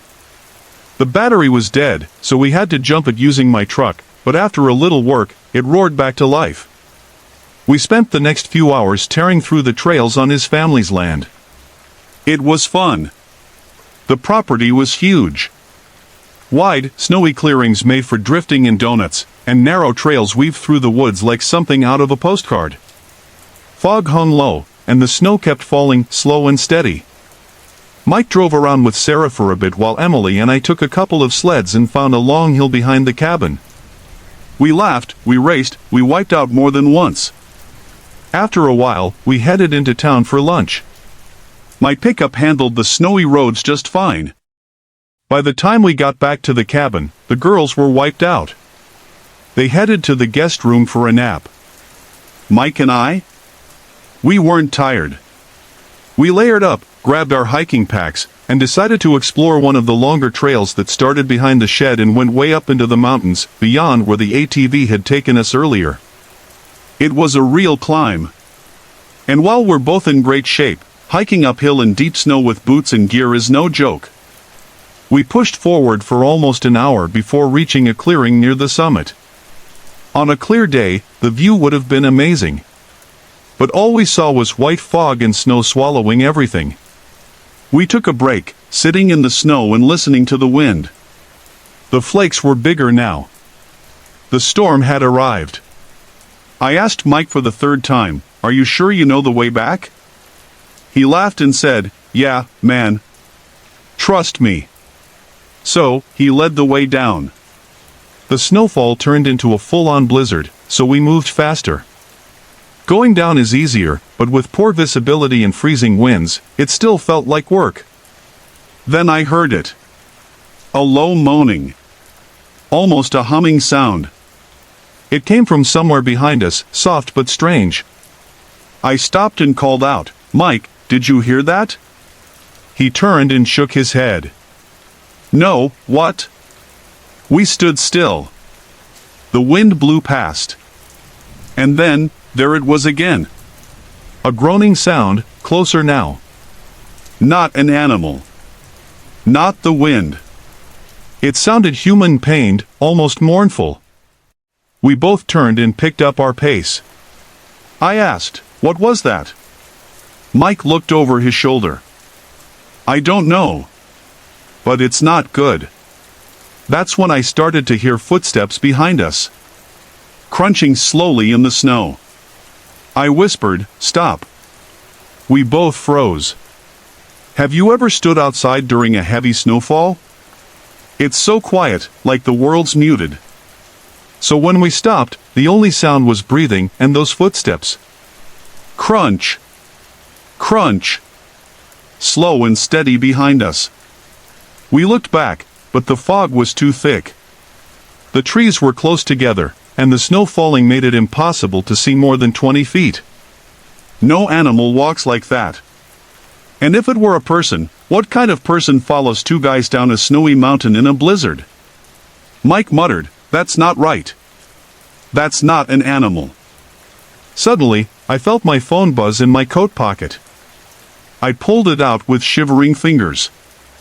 No signal bars, but all at once, messages flooded in. Emily had been texting me non-stop.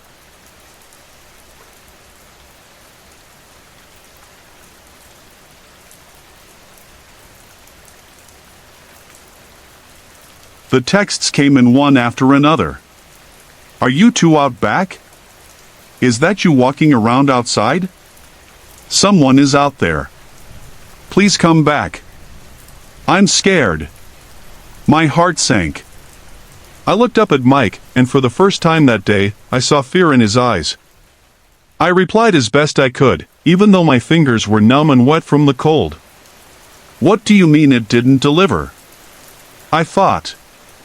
I had already tried calling, but it went straight to voicemail. Just then, my phone lost reception again. I turned to Michael and told him about the text. We need to hurry, I said. The entire time, we kept hearing this weird low humming and soft moaning not far behind us. It didn't sound like an animal. At this point, we were basically running, dodging tree roots, slipping over frozen patches, making our way back through the dark woods to the cabin. At last, we saw the soft amber glow of the porch light cutting through the trees. The woods had gotten darker fast. We ran up the steps and banged on the door for the girls to let us in. When they opened it, their faces were pale. They started talking over each other, struggling to explain what had happened. Emily finally managed to get it out. About 10 minutes ago, she said, we saw two people outside. One of them, they came right up to the window and just stood there, staring in. They were too afraid to move, too afraid to even close the blinds. So they hid in the back room, waiting for us to return. Michael immediately went to grab his dad's old hunting rifle from the bedroom closet. By now, every window was covered. Still, despite how shaken we were, we had to go out and grab some dinner. We hadn't eaten all day. Once things calmed a little, he and I stepped outside again. He kept the rifle with him. We checked around the cabin. Nothing. No tracks, no signs of anyone. We came back and told the girls it was safe. We didn't mention the sounds we heard in the woods. There was no point in scaring them more. We drove down to the small diner in town, grabbed burgers, and came straight back. Nobody was in the mood for the hot tub anymore. Instead, we curled up in the living room and put on a movie, trying to act normal. That's when the knocking started. It was loud, forceful. Like someone wanted in badly. We all froze. I looked at everyone's faces and saw it, the fear. Michael quietly grabbed the rifle from the table and stepped back toward us. The knocking came again. Just 2 firm hits against the door. He whispered, "Should I yell out? Threaten to shoot?" I shook my head. No. Just stay quiet. There was no third knock. The girls went to the bedrooms, but Michael and I stayed in the living room, lights off, just sitting there in silence. He had the rifle loaded across his lap. I could tell he was praying he wouldn't have to use it. We decided to sleep on the couch that night, just in case something came back. But nothing did. The next morning, we packed up and got ready to leave. I helped Michael put the rifle away and clean up outside. As we were loading the car, I noticed something odd. There were no footprints in the snow around the cabin. Fresh powder had fallen overnight, sure, but not a single sign that anyone had ever been out there. No boot marks. No drag lines. Nothing. Whatever or whoever was out there, it didn't leave a trace. And whatever happened in those woods that night? It wasn't natural. Hey everyone! I put a lot of effort and heart into creating these videos just for you. If you're enjoying the content, I'd love to hear from you. Drop a quick comment below and let me know where you're watching from and what time it is for you right now. Your support means the world to me, and it keeps me motivated to bring more awesome videos your way.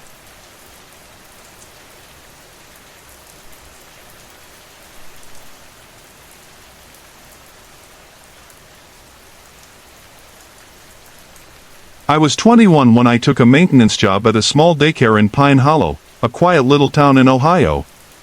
The daycare was part of an old Catholic school campus, sitting right next to a chapel. But even though it had religious roots, they welcomed everyone. My job? Everything. Cleaning, fixing, setting up classrooms, taking out trash, stocking supplies, hauling decorations. Sometimes I'd open the place in the morning and lock it up at night. It was just me and one older guy, let's call him Ron. He was the head custodian, but honestly, he left most of the heavy lifting to me. Fridays were his early days off. I remember this one Friday clearly. He handed me a list before he left: clean the rooms, put away the leftover Thanksgiving stuff, and start bringing up the Christmas crates from the basement. These were giant plastic bins filled with wreaths, paper snowflakes, and fake garlands. My job wasn't to decorate, just to get everything in place so the staff could. Everyone was already gone. It was early evening, probably around 6:30 p.m., and winter had made the sky pitch black. I locked all the doors like I usually did, then headed to the basement. That basement still gives me the creeps. It wasn't like a finished basement with bright lights or shelves. It was more like a mix between a storage crawlspace and a boiler room. Low ceilings, cement floors, two dim lights in the far corners, and a flickering hallway bulb that barely lit the path. And since I'm 6 feet 3 inches, I had to duck under pipes just to move around. During summer and fall, kids played outside with little plastic slides and those red and yellow foot-powered cars. But in the winter, all of that got stored down here. It looked like a toy graveyard. The kind of place where shadows stretched weirdly and the silence felt way too thick. I started bringing the Thanksgiving bins downstairs first. I was tired and ready for the weekend, so I just dropped them near the door, figuring I'd organize them later. Then I grabbed the first Christmas crate and began lugging it up. That's when I heard it. A kid's voice. Laughing. Light, muffled, and distant. I froze. The building was empty, I was sure of it. I stopped halfway up the stairs and listened. Nothing. I set the bin down and walked the entire daycare. Checked every classroom, the art room, the indoor play area, both bathrooms, every single place. No kids. But then I heard it again. That tiny laugh. And I realized the basement was the only place I hadn't checked. I walked back to the basement door and slowly opened it. The cold air hit me like a wall. I stood at the top of the stairs, listening. Thunk. Something shifted down there. I panicked. Who's down there? I shouted. I ran down, convinced a kid had snuck away and was hiding.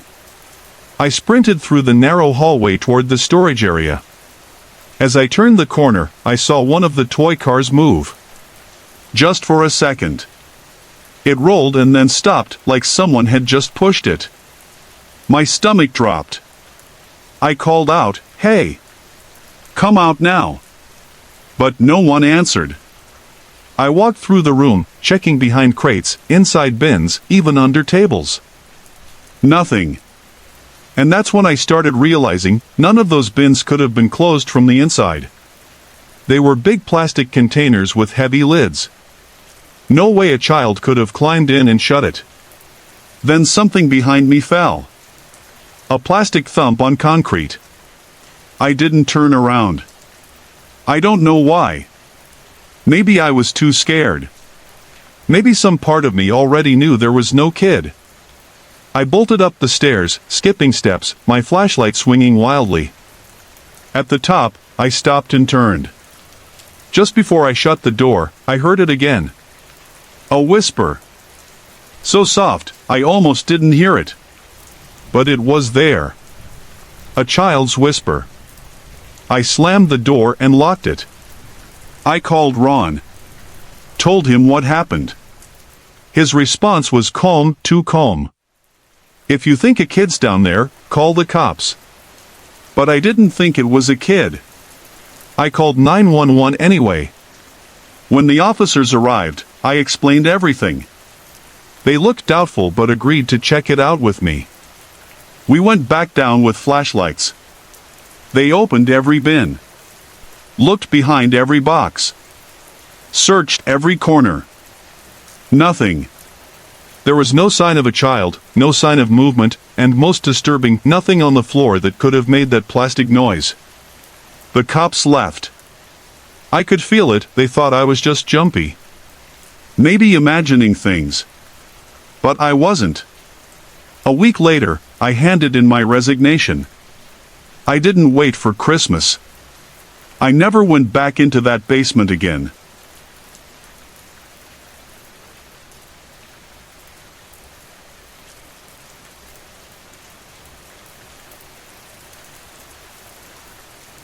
This happened not too long ago, and I've never been able to explain it. I live alone in a small apartment on the edge of Pine Lake, just outside town. Let me start by saying I don't take any medication. I've never been diagnosed with anything that would mess with my head or make me hear things. I'm clear-minded. This was a one-time thing. And honestly, I pray it stays that way. I had a long, exhausting day. I work construction in the city, and I hit the gym most evenings after my shift. Depending on what kind of job we're doing, I usually come home sore and ready to collapse. That night was no different. I grabbed something to eat on the way home because there was no chance I was cooking. My body was wrecked. I picked up a burrito bowl from a local spot and crashed on the couch. It was Thursday, and by then, the week had already chewed me up. I barely made it through dinner. I devoured it, and I definitely could have eaten more, but I was so tired I didn't even finish my show. I just passed out right there on the couch, blanket halfway over me. When I woke up, it was around 11 p.m. The room was dim, and the TV screen had gone black. I was super comfy, but I realized I still had my contacts in, which always gets annoying. So I forced myself up and shuffled toward the bathroom to take them out. After that, I figured I'd just crash in my actual bed. As I was walking down the short hallway toward my room, I heard someone say my name. It was a woman's voice. Clear. Close. I stopped. Just froze. All I could think was, what the hell? I turned around and looked toward the living room. My place isn't big open kitchen and living area, one bedroom, one bath. Not many places to hide. Still, I switched on the living room light, but everything looked fuzzy without my glasses. Who's there? I called out. Mom? No answer. I went to my room, grabbed my glasses from the nightstand, and came back out. I scanned the whole space, every corner, every shadow.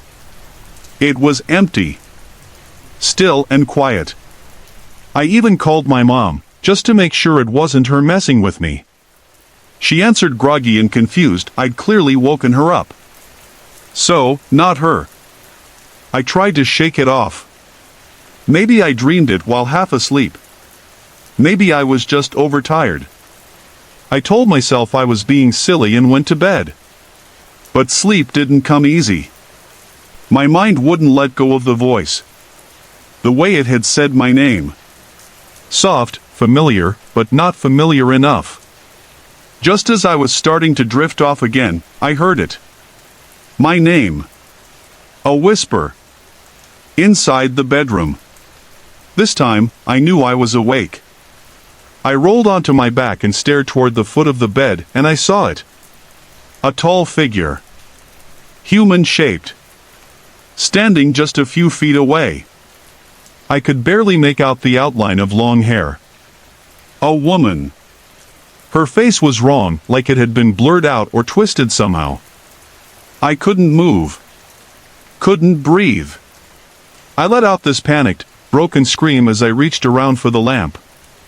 My hand knocked it over, and when I finally managed to flick the switch, she was gone. Gone. I scrambled to put on my glasses, heart racing, and checked every inch of the room. Under the bed. Behind the closet door. Even inside the bathroom. Nothing. I tore through the whole apartment, room by room. Every window was locked. No signs of a break-in. No signs of anything, really.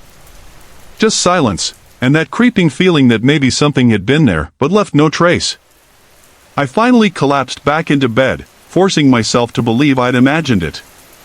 Maybe it was exhaustion. Maybe a dream. Maybe stress. That's the only way I could sleep that night. Telling myself it wasn't real. That I'd imagined it all. But I didn't imagine how real it felt. When I talk about it now, I brush it off. I say I hallucinated from lack of sleep. I make a joke of it. But I never go into the details, the voice, the shadow, the feeling that something was just off. Because deep down, I know I wasn't dreaming. And I really hope I never hear that voice again.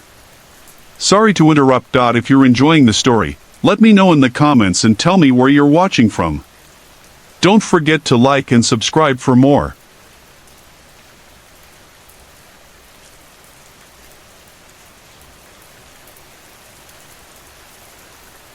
I'm 27 years old, and I live with my brother, Michael, in a cozy two-story house we rent in the quiet town of Pine Lake, Oregon. Nothing truly strange had ever happened to me before, no ghost stories, no weird dreams, nothing like that. But there was one unsettling week, that changed everything. It all began on a regular Thursday night. The kind of night where you wash a few dishes, scroll through your phone, and wind down for bed. I was alone in the kitchen, rinsing off a plate, when I heard a sudden crash behind me. Startled, I turned around quickly. One of our blue plastic cups had hit the floor hard, bouncing a couple of times before settling near the fridge. It was one of those old cups we barely used, the ones we kept way up on top of the cabinets, stacked upright and undisturbed for months. That cup shouldn't have moved. Not unless something had knocked it. I picked it up, a little confused, and put it back exactly where it had been. I figured maybe vibrations from the dishwasher or something? Though deep down, I knew that explanation didn't sit right. That night, as I lay in bed, I noticed something strange again. The blinds in my room were fully shut, but this soft, eerie glow was creeping in through the edges.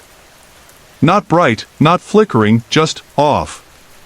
I rolled over and tried to peek through the bottom slat, but I couldn't see anything. I figured it was just the new streetlight down the road, they had installed one recently. I didn't think much of it. I was too comfortable, too tired, and honestly, too lazy to investigate further. I didn't believe in the supernatural. Not then. The next day, it rained heavily. Michael was at work, and I was home alone. Thunder rolled constantly, deep and heavy.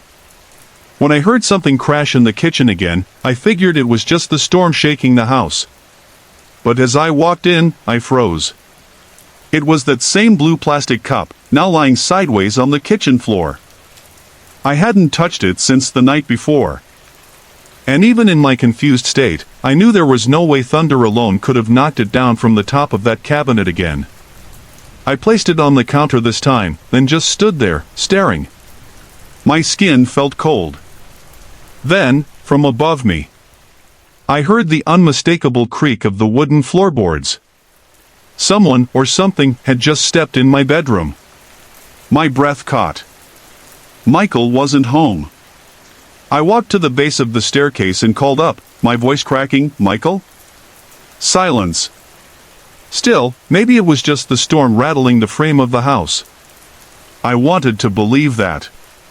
But I needed to check. Just in case. I went upstairs, heart pounding. My room was completely dark, so I flicked on the light switch. Everything looked normal. Same square room. 2 closets. I opened both, checking inside. Empty. No one was there.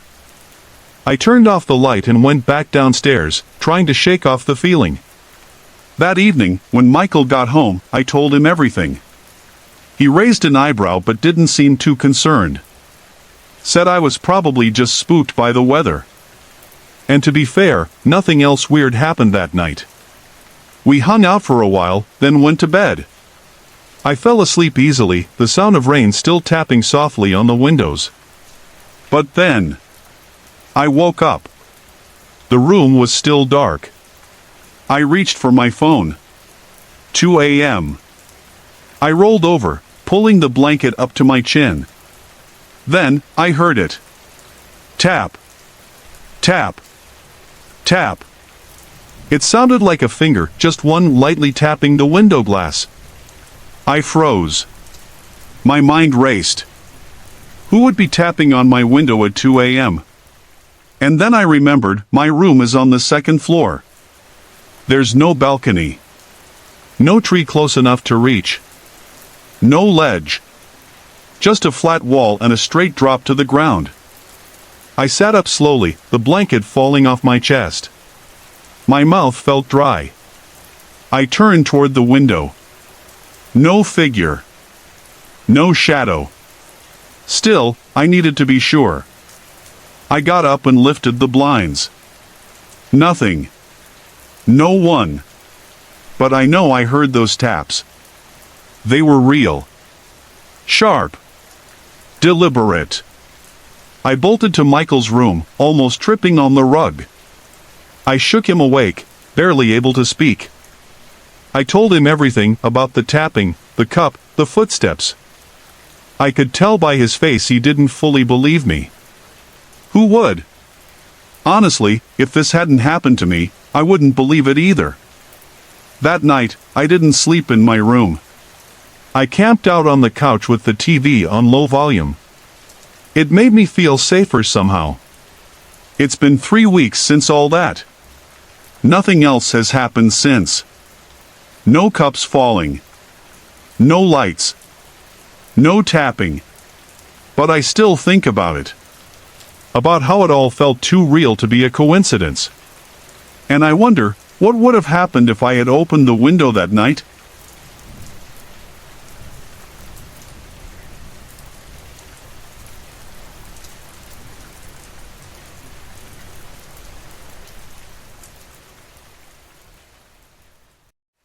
I once took a road trip from Vermont down to Georgia.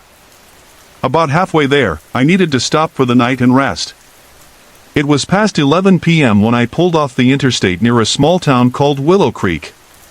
There wasn't much around, just a long stretch of road, a couple gas stations, and an old roadside motel tucked between thick pine trees. The motel looked like it hadn't seen a renovation since the early 80s. The flickering neon sign just read "Stay INN," half the letters burned out. There were only 2 cars in the parking lot, and the place felt almost forgotten. The woman at the front desk barely looked up when I walked in. Her name tag said Darla. She didn't smile. Didn't say much either. Just handed me a room key with a bored look on her face. Something about her blank stare made the air feel heavier. She fit the place too well. The lobby smelled like stale coffee and mildew. Faded armchairs with ripped upholstery sat crooked on scratched tile floors. The wallpaper was a floral pattern that had turned yellow over time, peeling in places like shedding skin. Not that it mattered. I wasn't looking for luxury, just a bed and a door that locked. Once I got into the room, I brushed my teeth and fell into the bed without bothering to unpack. I switched off the dim lamp by the bedside and rolled over, already dreading the long drive the next day. Then came the knock. It wasn't loud, just a single, firm knock at the door. I opened one eye and squinted at the red glow of the alarm clock. 11:58 p.m. I got up and walked over. The peephole was useless, just black.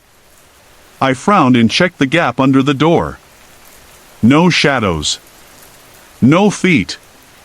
Feeling cautious but curious, I opened the door just a crack. No one.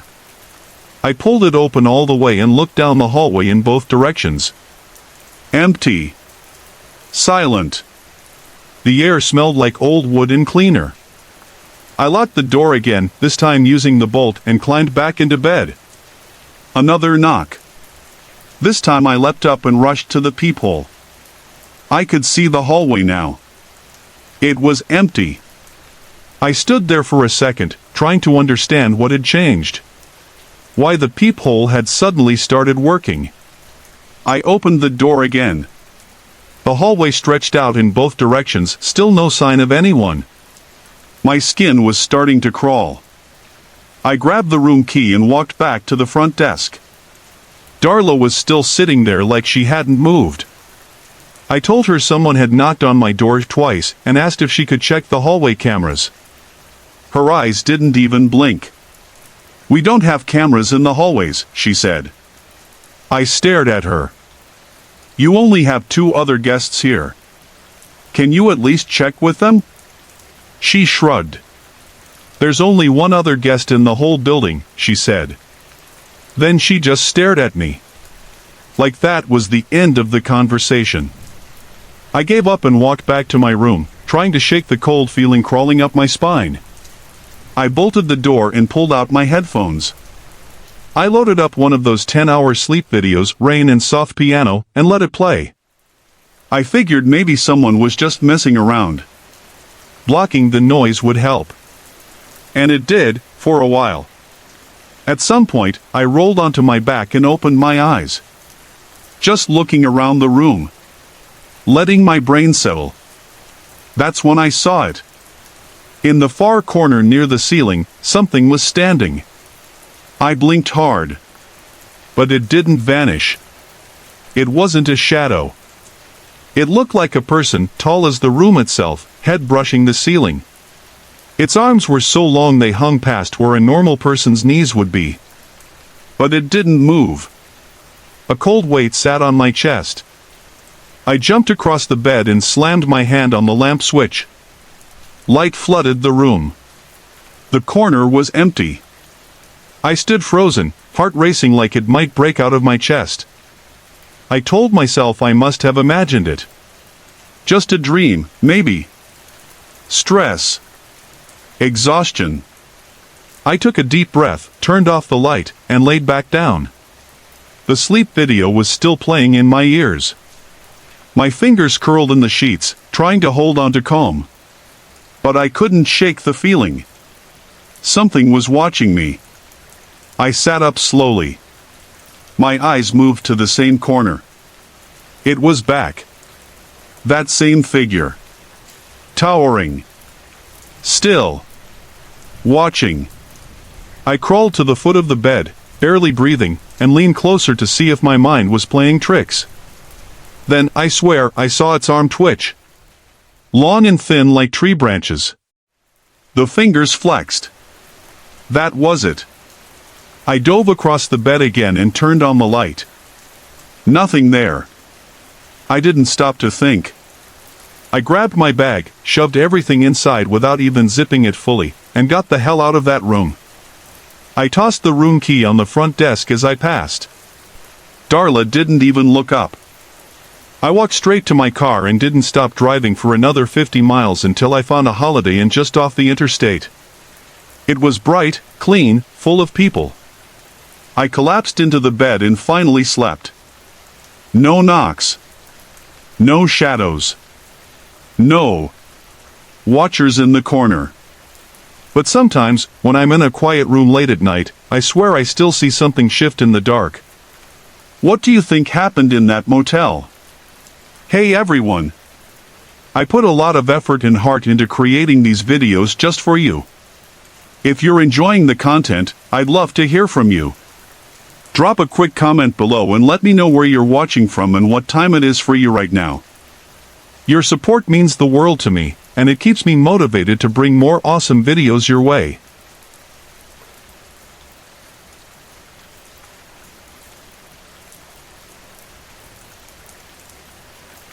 Back then, I had a tiny bedroom on the first floor of our old house in a quiet town called Pine Hollow, Oregon. My mom was raising 4 of us on her own after the divorce, and money was tight. Since I was the youngest, I got stuck with the smallest room in the house. My room was tucked right next to the living room. It had creaky wooden floors and old paint peeling near the windows. 2 large air vents sat in opposite corners of the floor, and 2 more vents were up in the ceiling. My twin bed nearly filled the whole space. One evening, I was lying on my bed, finishing some homework. I didn't have a desk, just a few books scattered next to me and a dim lamp flickering beside the bed. That's when I heard it. A child's laugh. I froze, then sat up and listened closely. I got up and walked into the living room, then peeked into the kitchen, thinking maybe one of my brothers had come downstairs. But everything was quiet. The others were all still upstairs. People always say it's easy to brush things off as just your imagination. But no, this wasn't that. The laugh was real. Clear. Like it was right there in the room with me. I tried to shake it off and went back to my homework, but now every sound in the house felt louder. I kept one ear open, listening for anything unusual. A little while later, just when I'd finally started to relax, it happened again. That same giggle. But this time it lasted longer. It was more drawn out, like someone was playing a game. And it wasn't coming from outside my room. It was inside. At first, I thought maybe my younger brother, Caleb, was hiding somewhere, trying to prank me. So I followed the sound, moving carefully through the tight space of my room. The laughter seemed to drift toward the corner, near the vent on the floor. I crouched down and pressed my ear to the metal grate. Silence. I waited, breathing slowly, heart pounding. Then I lifted my head slightly and leaned in to look through the slats, just to see if maybe someone had dropped a toy or something inside. That's when I saw it.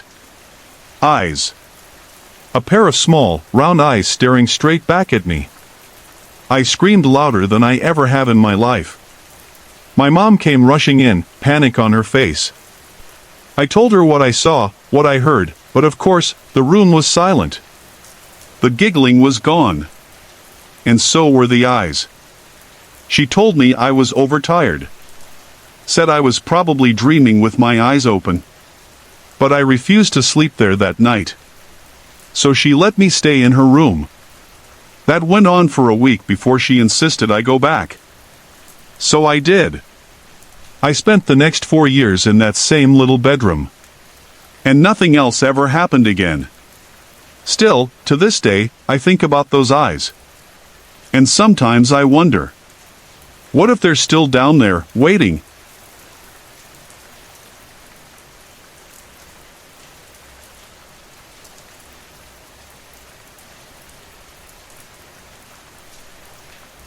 I'm a single mom to my 8-year-old son, Jake. When this happened, he was 5 and I was 27. We live in a small town called Maple Ridge, a quiet little place tucked away in the hills of Colorado. The house we live in belonged to my grandparents, and it's where I grew up, old, creaky, and filled with memories. It was Christmas time, and Jake and I were out picking up gifts for our family. We spent the afternoon at the nearby shopping plaza. We hit a few clothing stores, a local hardware store where I grabbed something for my dad, and then capped the day off with a quick stop at a small burger joint Jake loved. As we stepped outside with full bellies and arms full of shopping bags, we passed by a man dressed as Santa near the plaza's south entrance. He gave us a jolly wave and greeted Jake with a booming ho ho ho, before crouching to meet him at eye level. He asked Jake the classic question, "What do you want for Christmas?" Jake tugged on my hand and leaned in, trusting and cheerful. He said he wanted a Nintendo Switch, funny enough, that was already wrapped and hidden in my closet. Santa chuckled. "Well, if you're good, maybe the elves will bring it," he said, then looked up at me and gave a wink. I smiled politely. Then, out of nowhere, he turned to Jake and said, "Your mom's a real stunner, huh, buddy?" Jake giggled, not understanding. I gave a short laugh too, thinking it was just part of the silly holiday act. We chatted for a bit. He mentioned he worked the holiday shift at the plaza every year. I vented about the chaos of being a single mom around Christmas, joking that I needed Santa's workshop-level help. Then came a comment that shifted the energy. He said, "Jake, you ever hear that song, I Saw Mommy Kissing Santa Claus?" Jake nodded, probably recognizing the tune. Santa leaned in, offering his cheek. It felt awkward, but I went along, planning just a quick peck on the beard. But as I leaned forward, he turned suddenly, trying to catch a kiss on the lips. I jerked away just in time. The move was clumsy, forced, and incredibly unsettling. He laughed, deep and slow. Not jolly. Not joyful. It was almost mocking. "Come on, Jake," I said sharply, grabbing my son's hand. We started walking off. Behind us, he called out, "Merry Christmas." That should have been the end of it. As we drove out through the back exit of the plaza, I noticed Santa was no longer by the entrance. It didn't click then, but I wish it had. We got home, brought the bags in, locked the doors, and settled into the couch with Coco and a Christmas movie. It was peaceful, for a little while. Then the doorbell rang. It was past 9 p.m. Not a time for visitors, especially in our sleepy neighborhood. "Keep watching, sweetie," I said, heading to the door. I didn't open it. "Who is it?" I called out. A man's voice answered, too cheerful. "It's Santa." My heart sank. "If you're that mall Santa, please leave or I'm calling the police." He replied, "You dropped something out of your bag, miss."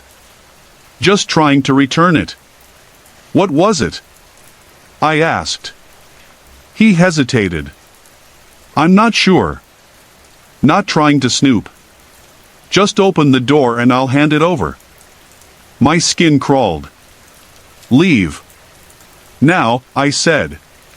I locked the door again and grabbed my phone. I called Plaza Management to report the encounter, but what they told me sent chills down my spine. They said the shopping plaza didn't hire official Santas this year. Anyone in costume was doing it freelance, not affiliated with the plaza at all. I went back to Jake, who was still watching the movie, unaware. But my thoughts were spinning.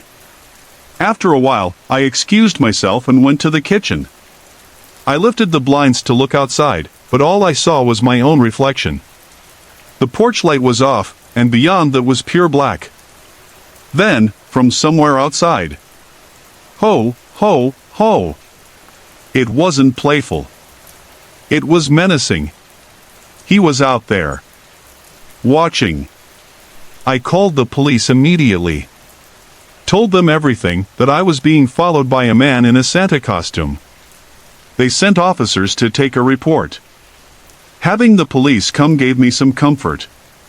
I hoped that would be the end of it. But a few nights later, the doorbell rang again around the same time. Jake was already asleep.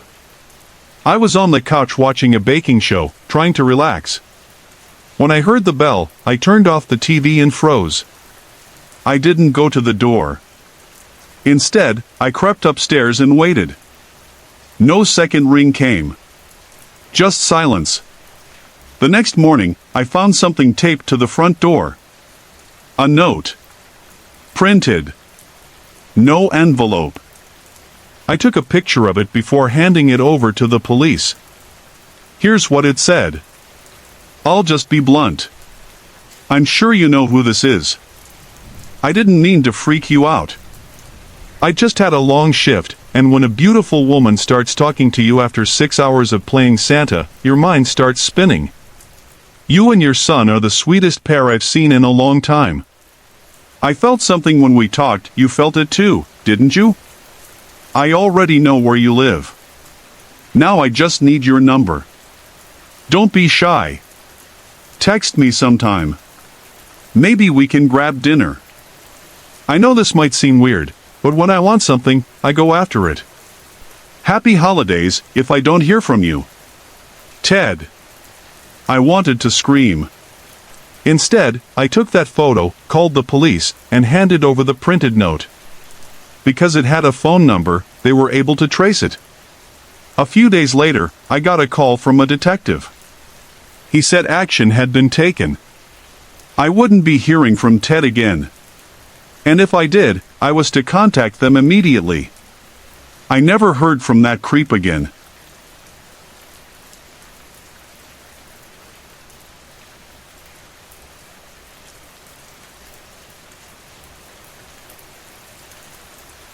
I assume the police warned him that if he ever came near us again, he'd be arrested. This story is short, but it left a permanent mark on me. It's one of those early childhood memories that never fades. I grew up in a regular middle-class neighborhood in upstate New York, a quiet street lined with trimmed lawns, mailboxes, and families who waved hello. My younger sister and I were crazy about Christmas. I must have been around 6 years old when this happened. We had just moved into our new place on Birch Hollow Drive. The memory stuck because of how terrifying it was, and how real. Christmas Eve was always hard for me. Even as a kid, I couldn't sleep. I'd be buzzing with excitement, hoping Santa would come early. That year, I was playing Star Wars Jedi Power Battles on my old PlayStation 1 in my room. I had one of those chunky box TVs with the curved glass screen, and I'd play until I nodded off, controller in hand. That night, I had to go to the bathroom. I paused the game and turned the volume down, careful not to wake anyone. My mom had a strict rule: no sneaking around on Christmas Eve. She believed it ruined the magic. So, I tiptoed quietly down the hallway toward the upstairs bathroom. When I was done, I started heading back to my room, but then I heard something. There was a soft rustling sound coming from downstairs, from the living room, where the Christmas tree stood. My little kid brain immediately thought, Santa. I crept down the stairs, one step at a time. The closer I got, the louder the sound became. Pine needles brushing, something shifting. I peeked around the corner wall at the bottom of the stairs, holding my breath. The room was dark, except for a faint beam of light, like from a flashlight. I couldn't see much at first. Just legs, grown-up legs, bent over behind the tree. A black duffel bag sat open on the floor beside him. And then, he stood up. He turned to look right at me. He wasn't wearing red. No white beard. No jolly smile. Just a dark hoodie, gloves, and jeans. He raised one finger to his lips and whispered, "Shoo. I'm Santa." I froze. I may have been 6, but I wasn't stupid. That wasn't Santa. That was a stranger. And he was inside our house. I started screaming loud. I shouted for my mom, my dad, anyone. The man panicked. I saw him look down at the bag like he was thinking about taking it. But he didn't. Instead, he bolted. He ran out through the front door. I don't know if the door had been unlocked or if he fiddled with the lock, but he was gone in seconds. My parents came thundering down the stairs, probably tripping over each other. I think I yelled something like, "There was a man," or "He was here." And there was the bag right there filled with gifts we hadn't even opened yet. Half the ornaments from our tree were in it too. After that moment, the rest is kind of blurry. My dad had to fill in the details later. He told me he tore out the door wearing just his robe and slippers, ready to take someone out. He said the guy had broken in through the back door, used a crowbar or something, because the wooden frame was splintered and cracked. Turns out, a few houses in our area got hit that night. A family on Maple Street reported something similar, and it made the local news. Same description. Same method. Same type of bag. What kind of person breaks into homes on Christmas Eve? Who steals ornaments? Not just store-bought ones, but the ones my sister made in preschool. The ones with handprints and glitter. Who takes that? To this day, I don't like being home alone during the holidays. I still sleep with the doors double locked. And when I hear something rustling near the tree, I get chills. Hey everyone! I put a lot of effort and heart into creating these videos just for you. If you're enjoying the content, I'd love to hear from you. Drop a quick comment below and let me know where you're watching from and what time it is for you right now. Your support means the world to me, and it keeps me motivated to bring more awesome videos your way.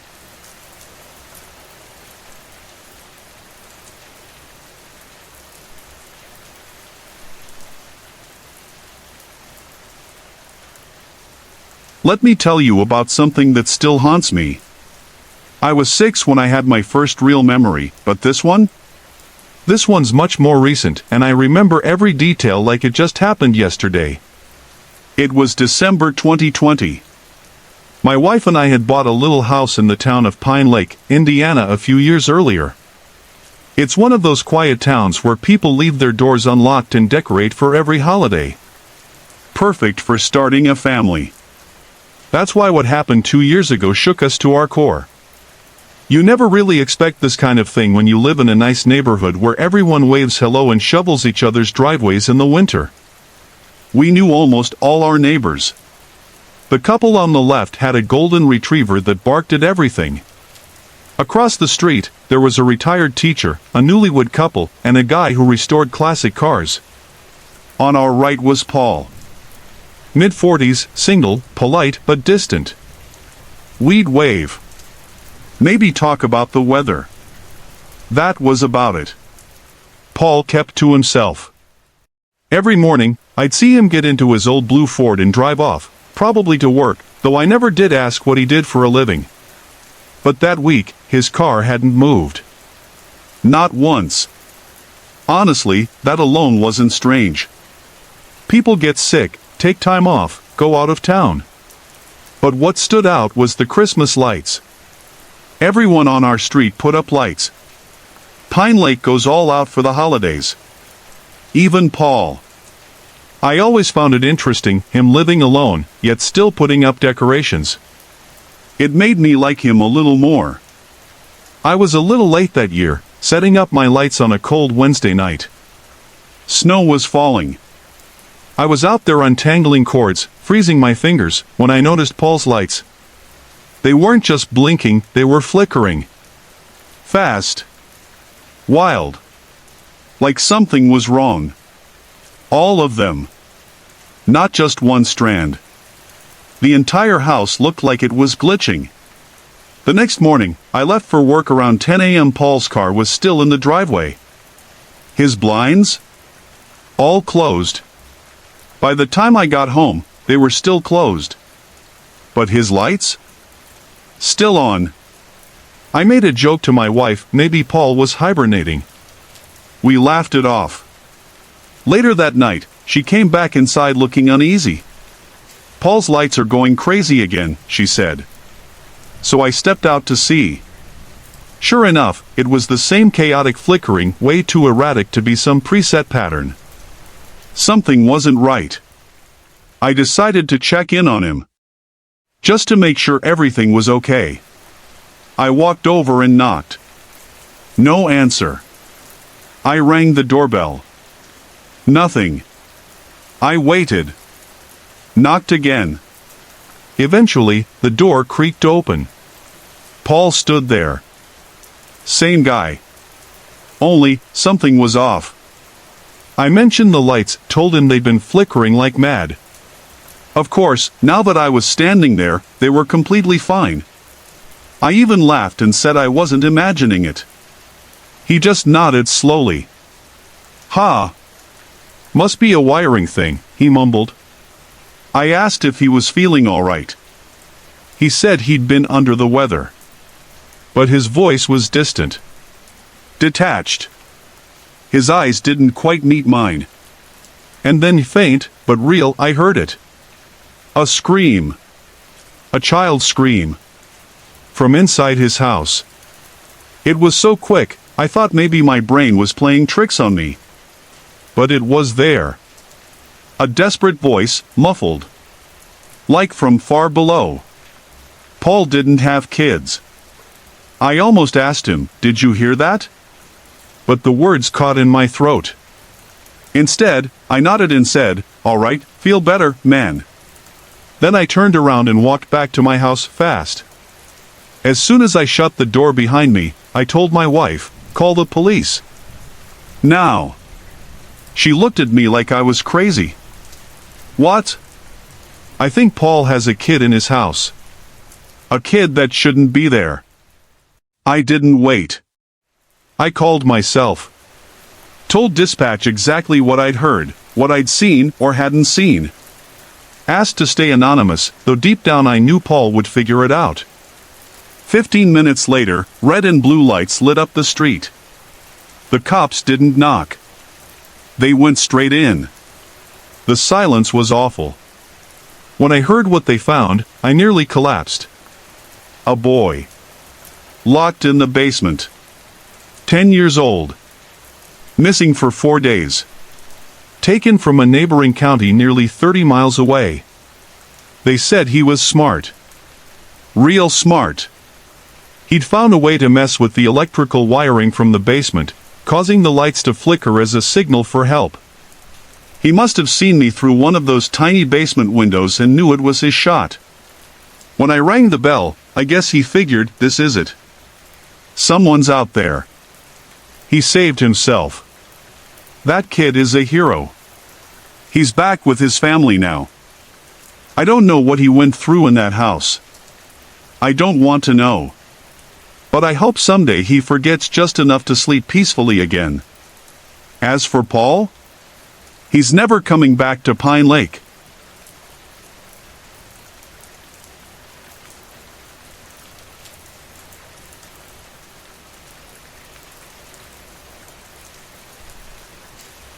It was one of those quiet weekends just before Christmas. Snow blanketed the small town of Cedar Hollow, and holiday lights shimmered on every porch. My parents were away visiting relatives in Ohio, so I had the house to myself. My girlfriend, Emily, decided to come over and keep me company for the weekend. The living room felt cozy, lit only by the soft glow of the Christmas tree and the muted flicker of the TV. Emily wanted to do a holiday movie marathon. We ordered takeout, opened a bottle of wine, and curled up together under a fuzzy throw blanket. First came the Polar Express, then Elf. The warmth, the lights, the soft hum of the heater, it all felt perfect. Until we ran out of wine. I told Emily I'd walk to the liquor store just a few blocks away. It was Saturday night, and they stayed open late this time of year. I threw on my coat and boots, crunched through the snow, and stepped inside the little store lit with flickering fluorescent lights. The same old cashier, Tom, was behind the counter, and as usual, he pulled me into a long-winded story about his son's hockey team. Mid-conversation, my phone buzzed in my pocket. I checked. It was Emily. I excused myself and answered. Her voice was low and nervous. "I keep hearing something," she whispered. "Below the living room. Like scratching or something." I paused. "The basement?" "No," she said. "Underneath. Like the crawl space." I told her not to worry. It was probably just the house settling or the heater kicking in. But she asked me to stay on the phone while I walked back, and I did. The night air was sharp. Streetlights flickered over the snow-covered sidewalks. When I got home, she was still sitting on the couch, TV paused, staring at the floor like she was trying to hear through it. "Did you hear anything else?" I asked. "No. But I swear something was down there." She wondered aloud if maybe an animal had gotten in. I reassured her the crawlspace was sealed off tight. No way anything could crawl in from outside. I opened the new bottle of wine, and we pressed play on Elf, trying to shake off the unease. But about 15 minutes in, we both heard it. A dull thud. It came from directly below us. We looked at each other. My heart sank. There was definitely something under the floor. Maybe you were right, I muttered, standing up. Could be a raccoon or something. I grabbed a flashlight from the hallway closet and opened the hatch to the crawlspace. I didn't go in fully, just stood near the opening and swept the beam across the cluttered area. It was full of old boxes, worn-out furniture, and dusty Christmas decorations. And it smelled awful. Like sour sweat and urine. That's when I realized if it was an animal, it had definitely been down there a while. I backed out and texted my dad in the family group chat, telling him he might need to call pest control in the morning. As I started to close the hatch, I heard something shuffle. Way in the back. I froze. My stomach tightened. It didn't sound like a critter, it sounded larger. I slammed the hatch shut and locked it. We tried to distract ourselves with the rest of the movie, but it didn't feel fun anymore. When it ended, we quietly went upstairs. Emily curled up next to me, and eventually, we fell asleep. Sometime in the middle of the night, I woke up. Head pounding. Bladder full. I rubbed my eyes, got out of bed, and opened the door to head to the bathroom. That's when I saw it. At the end of the dark hallway, just outside the dim reach of the nightlight, stood a shadow. Not moving. Not speaking. Just there. Watching. My breath caught in my throat. I stepped back and closed the door as quietly as I could. Locked it. My heart was racing. Then, footsteps.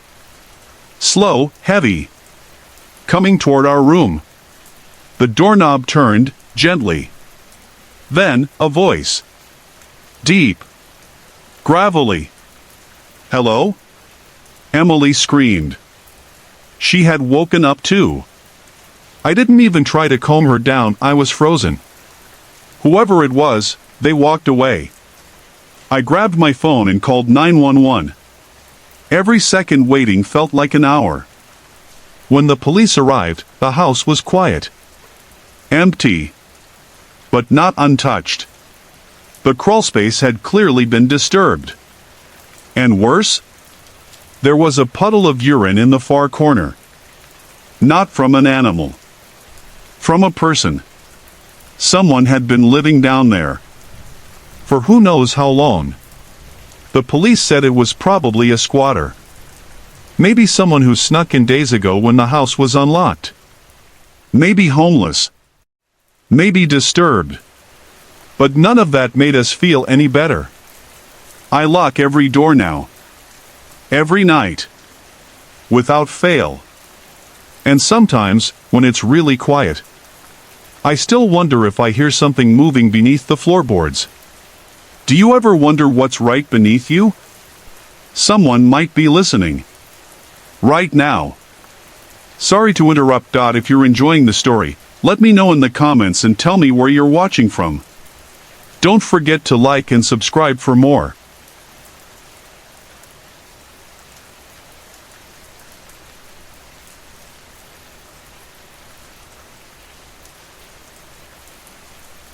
I want to share a story from a few years back, when I had to travel to a small town in Arizona for a job interview. Since it was quite far from home, I decided to make a short trip out of it. I booked an Airbnb way cheaper than any hotel nearby, hoping to save some money. The place was about 30 minutes away from where my interview was, which was fine by me. It sat at the end of a quiet, dead-end road, pretty isolated. The backyard opened up to a wide view of the desert, with rolling sand and scrubby bushes stretching out under the big sky. I brought my laptop along to keep working during the days, since I still had a job at the time. I stayed there for 3 days. The interview was on Tuesday, the second day. I'd be leaving Friday. On Monday night, the evening before my interview, I was in the living room practicing answers and reading about the company on my laptop, probably around 9 o'clock. That's when I heard a soft tap at the window. It wasn't a knock, not like someone pounding on a door. More like a single finger tapping on glass. My head snapped toward the sound, but outside was pitch black. I felt that chill, the kind that makes you hesitate to look out, but I forced myself. No one. Just the dark desert night. Maybe it was a bug hitting the glass? That area was known for some nasty critters. The next day went well. I thought I did pretty good in the interview. The rest of the trip, I drove around the town, tried some local diners, and spent time relaxing in the backyard, soaking up the warm Arizona sun.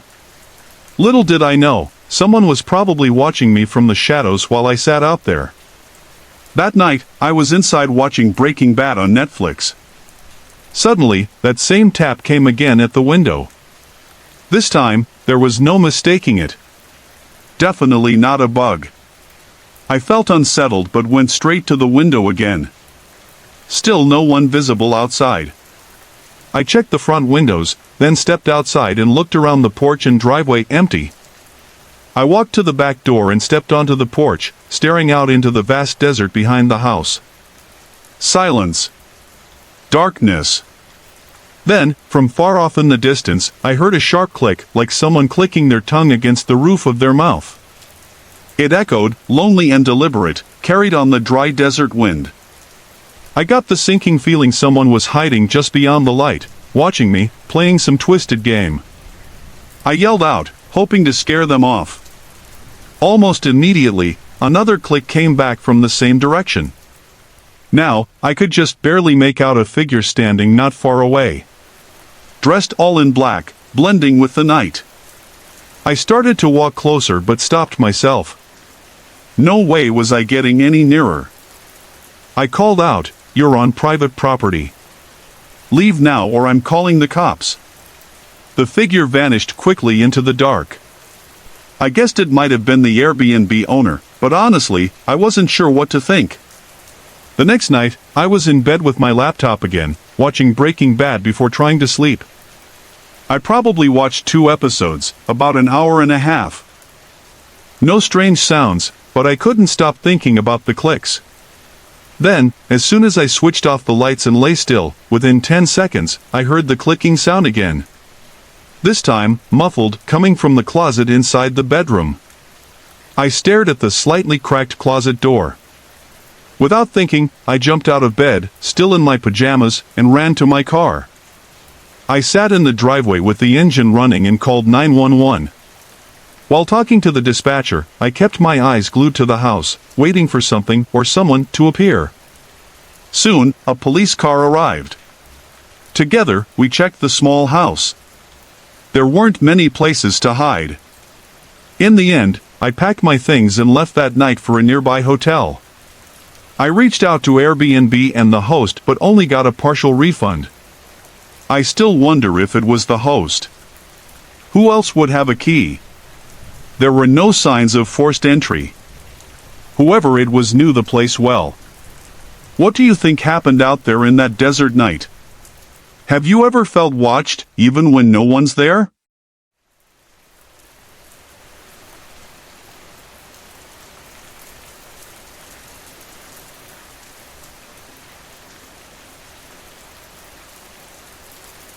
My name is James, and maybe I'm wrong. Maybe it wasn't something supernatural but just a stranger sneaking around at the wrong time.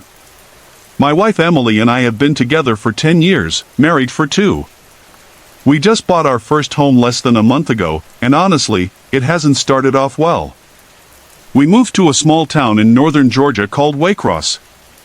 I won't give more details, just to keep things safe. Our house sits on a quiet street, with a large yard that backs up to a dense patch of woods. That was one of the things that really drew us in. We wanted space for a dog, and maybe someday kids to run around. Our schedules line up pretty well. I usually get home around 5 p.m., and Emily gets back about an hour later. The first 2 nights went smoothly. We spent the weekend unpacking and settling in. But then Monday night changed everything. We had been in bed, lights out maybe 20 minutes, when suddenly, loud music started blasting from the backyard. Our neighbors live far enough away that it couldn't be coming from them. The sound wasn't party music or anything modern. It was old, crackly, like from an antique radio. Curious and a little unnerved, I opened my bedroom window. The music became clearer. It was a song from decades ago. I later looked it up and found out it was "Who's Afraid of the Big Bad Wolf" by Henry Hall. There was something eerie about it, even though it's supposed to be a cheerful tune. Hearing it echoing from the woods behind our house made it downright creepy. We were still getting to know the house, so I guess there might be a backyard light switch downstairs.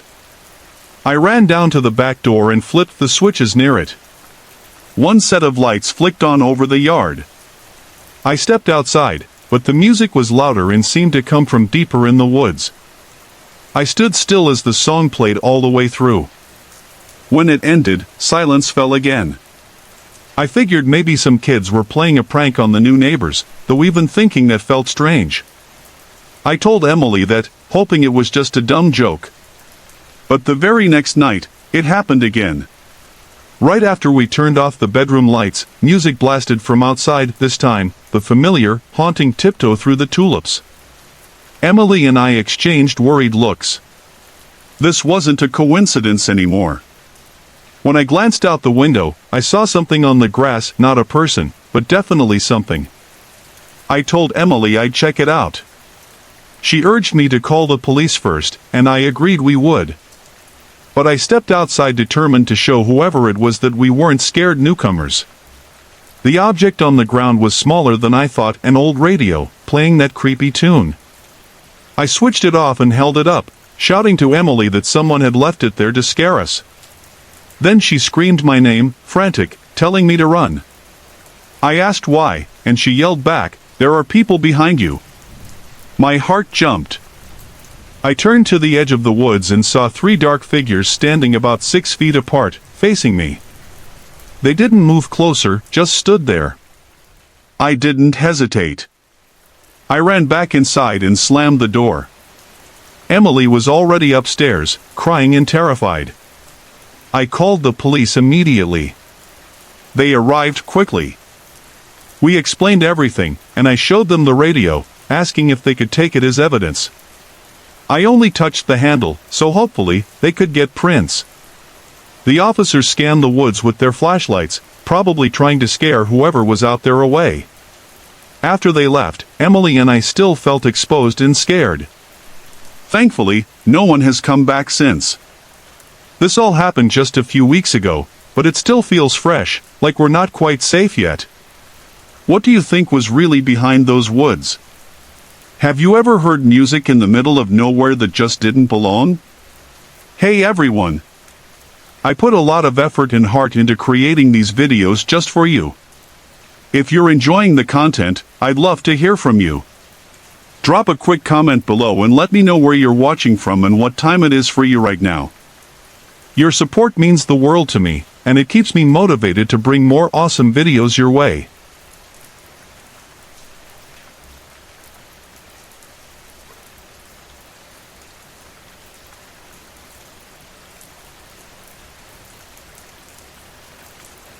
I never wanted to believe they could come back, but if they ever did, I'd try to catch it on video. I've worked as a nurse in several hospitals and care facilities. Before the place I'm at now, I was at a small nursing home about half an hour from my house in a quiet town called Pine Lake. I'd worked with elderly patients before, so this wasn't new to me. But I'd only been at that nursing home a few weeks when something happened, something I still can't explain. It was my second to last night there, and I had no idea what was waiting for me. I was working the graveyard shift, running on almost no sleep. I was assigned to the Alzheimer's unit. The residents there really seemed to like me. Being a young woman in my mid-20s, surrounded by people who were often lost in their memories or confused by the world, maybe I was a breath of fresh air, a link to the present moment, a reminder of now. When you're all alone in your mind, it's easy to drift away. But having someone there grounds you, keeps you tethered to reality. That night, I was watching over several patients, but one stood out, a woman named Grace. It was my first night caring for her. She kept telling me about voices she heard and a man dressed all in black who stood quietly in the corner of her room. The woman who shared the room with Grace had asked the day shift nurse to pull the curtain before my shift started, hoping Grace would leave her alone. Her roommate was a sweet lady, always smiling when I was around but mostly quiet and forgetful. Most of the patients were asleep by 11 p.m., but not Grace. She would call me in, scared by those voices and the man in black watching her. I won't lie, it was creeping me out. I figured her mind was playing tricks because of her illness, but the fear in her eyes felt real, and I tried my best to soothe her without turning on the TV, to respect her roommate's rest. I held Grace's hands gently and told her it was okay to breathe and relax. I reminded her she wasn't alone, that I was right there if she needed me. That seemed to help for a while. Later, when I checked again, Grace was finally asleep. Once most patients were down, the night slowed, time seemed to stretch and creep backward. A couple of hours later, I was in the supply closet restocking my cart. The room was small and silent, with the door closed tight. Suddenly, I heard a noise. I turned, saw nothing, and kept working. Then, out of nowhere, I felt a heavy hand press down on my shoulder. I whipped around, heart racing, but no one was there. No one. I stepped into the hallway, looking around for a nurse, but the ward was empty, dead silent. I went back to finish restocking. When I turned toward the door, my knees buckled, and I hit the floor with a scream caught in my throat. There, standing just outside the supply room door, was a man dressed in black. He was looking through the glass, smiling. My scream echoed down the hall, waking the whole unit. But the moment I screamed, the man vanished. Seconds later, another nurse hurried in, helping me up while I tried to catch my breath. I asked if she'd seen the man in black. "What man?" she said, looking confused. "No one's here. We checked every room on the unit, no one dressed in black anywhere." Grace woke from her light sleep, calling out softly. I went into her room, and she began talking about the voices again. This time, I told her about the man I saw, if he was smiling, what he looked like. Her face shifted, her brow furrowed, her eyes sharp and focused like I'd never seen. "How did you know?" she whispered. My heart skipped a beat. Then she screamed, begging to be taken away. "He's coming," she cried. The other nurses rushed in to calm her. That night, I was moved to a different unit. Eventually, I left early, I was too shaken to stay. The next day, I told the head nurse it would be my last shift. That experience had left me rattled. She was understanding, even kind. I've never been diagnosed with hallucinations or anything like that. I know sleep deprivation can mess with your mind, but this was something else. Was it my imagination, twisted by Grace's stories? Or was there really something dark and smiling, watching from the shadows? I hope it was a one-time thing. Have you ever felt something unseen, just watching you? What do you think happened next?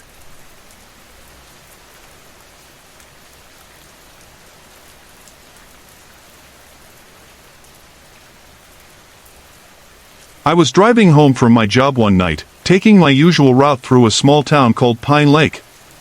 It was just past midnight, probably around 12:15. Pine Lake is quiet, the kind of place where everyone knows everyone, but nothing much ever happens. There were woods everywhere, thick and dark, and only a few scattered houses along the road. I was on a stretch near my home, with a tall cornfield on one side and dense forest on the other. It was mid-July, warm, about 75 degrees, and I had my convertibles topped down to enjoy the summer night. I was cruising at about 50 miles per hour when a sharp, blood-curdling scream pierced the air. It came from somewhere near the road, but I couldn't tell which side. I slammed on the brakes and stopped immediately, straining to listen. The scream came again, from the woods on my left. It was a woman's voice, crying out for help. I grabbed the flashlight from my glove compartment and stepped out, calling into the darkness, "Who's there?" The woman's voice answered, trembling but clear, "Please, help me." Without hesitation, I jogged toward the edge of the woods, pushing aside branches and brushing past thick bushes. I kept calling, keep yelling, "I'm coming." Every 10 seconds or so, she screamed again, "Help me." But no matter how far I went in, her cries didn't get any louder or closer. It was like she was always just out of reach. I yelled, "Where are you?" and 5 seconds later, the scream echoed again, as if mocking me. I stopped cold. Something felt wrong, like I was walking into a trap. Turning quickly, I ran back toward the road. The flashing headlights of my car appeared through the trees, but the screams kept following me, never getting nearer or farther, just constant, haunting. Was someone stalking me? Heart pounding, I jumped into the driver's seat and sped away without looking back. I called 911 to report what I'd heard, hoping they might check the area. But I wasn't sticking around. Days later, I told a few close friends and family about what happened, trying to shake it off. Then a week passed, and a news alert made my stomach twist. A woman, about my age, was found dead in those same woods. A man hiking with his dog stumbled across her. There were no signs of struggle or foul play. The report said she was found near that patch of forest where I heard the screams. Maybe it's just a terrible coincidence. But sometimes, I wonder, was it really her voice I heard that night? What do you think happened next? Have you ever heard something that just didn't make sense?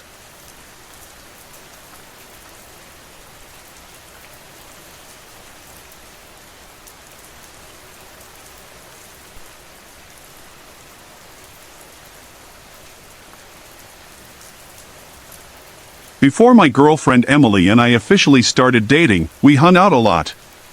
We both loved snowboarding, and her family owned a small cabin in Vermont, not far from Stowe Mountain Resort. This trip was around the 10th time we'd spent time together. She invited me to join her for a weekend at the cabin so we could snowboard together for the first time. It was about a 5-hour drive. As we got closer, we spent nearly half an hour driving on a winding, remote road line with thick walls of pine trees. Occasionally, we passed driveways leading to houses tucked away and hidden by the woods. We were deep in the mountains now. Seeing any other cars at this point felt rare, like we were truly alone out there. Most of the driveways had no tire tracks in the snow, meaning many houses were empty. Emily explained that lots of these places belonged to out-of-state owners, just like her family's cabin. I was driving around 30 miles per hour when Emily suddenly told me to slow down. It was coming up. I hit the brakes just in time and spotted a narrow opening in the trees I might have missed otherwise. We switched to four-wheel drive and carefully followed a tight trail leading to a cozy little house blanketed in snow. We parked and went inside right away, turning on the heater to warm the place up. Since darkness was falling fast, we just cooked some of the food we'd packed and settled in to watch a movie, The Pursuit of Happiness. The cabin had almost everything we needed: heat, electricity, but no running water. Emily's family kept jugs of water for washing and such, but there was no indoor bathroom. She told me we'd have to use the outhouse outside. That night, I only needed to pee, so I stepped out onto the front deck and relieved myself into the snow. It was snowing lightly. We fell asleep sometime during the second movie. The next morning, our phones woke us up early. We wanted to hit the fresh powder on the mountain. After breakfast, I had to brave the outhouse again. Walking out in my boots, I quickly felt the cold creeping into my feet. On the way, I noticed footprints in the snow. They were pretty big, but I couldn't tell if they were boots or animal tracks. Curious, I followed the trail. It wrapped around the cabin and disappeared into the woods. I called Emily outside to take a look. She shrugged and said it was probably a black bear. They're common around here. I finished up and we headed to the resort, spending a great 8 hours riding the slopes. Afterward, we stopped at a diner for dinner before returning to the cabin. By then, night had fully settled in, and snow was falling again. We lit a fire, cranked up the heater, and started playing music. Eventually, I had to break the seal again. Since I was putting on my boots, I decided to do all my business in the outhouse. I dashed through the snowstorm toward it. Slamming the door behind me to block the cold, I could still hear the music from inside the cabin. Then, over the sound, I heard footsteps crunching outside near the outhouse. "Emily?" I called out. Silence. The footsteps walked away. I had my phone with me, so I texted, "Are you outside?" But my message wouldn't send, cell service was weak out here. Minutes passed as I stayed in the outhouse, about to finish, when suddenly the music stopped. Complete silence fell, except for snowflakes softly hitting the ground. When I stepped outside, the cabin was pitch black. The lights were off. I guessed the power had gone out. Using my phone's flashlight, I spotted a fresh set of footprints leading to the cabin's front door. I followed them. The prints stopped for a moment, then circled around the house. I banged on the door and shouted, "Emily!" Suddenly, the door swung open, and an arm pulled me inside. It was her. She quickly shut and locked the door, whispering that a man had tried to open it while I was out. She'd been scared to be alone, so she cut the power and hid in the living room corner, watching in horror as the stranger slowly walked past the window, peering inside. I arrived just minutes after. Emily told me about a hidden cellar trapdoor in the floor where her dad kept rifles and a shotgun. In the dark, I found the handle and lifted it open. Using my flashlight, I climbed down and grabbed one of the guns off the wall. We waited on the couch, too scared to turn the lights back on and reveal ourselves. The nearest neighbors were miles away, and Emily said it probably wasn't them, most weren't even in Vermont at the moment. The only sound was the falling snow, until footsteps outside returned, heavy and deliberate. Gripping the loaded gun, I marched to the front door, flung it open, and fired 3 warning shots into the air while shouting. The footsteps stopped. I imagined whoever it was ran off, masked by the echoes of the gunfire. We left the next morning, on her dad's advice. He said it was best not to stay right now. They didn't have much worth stealing anyway. At least we got our full day of snowboarding.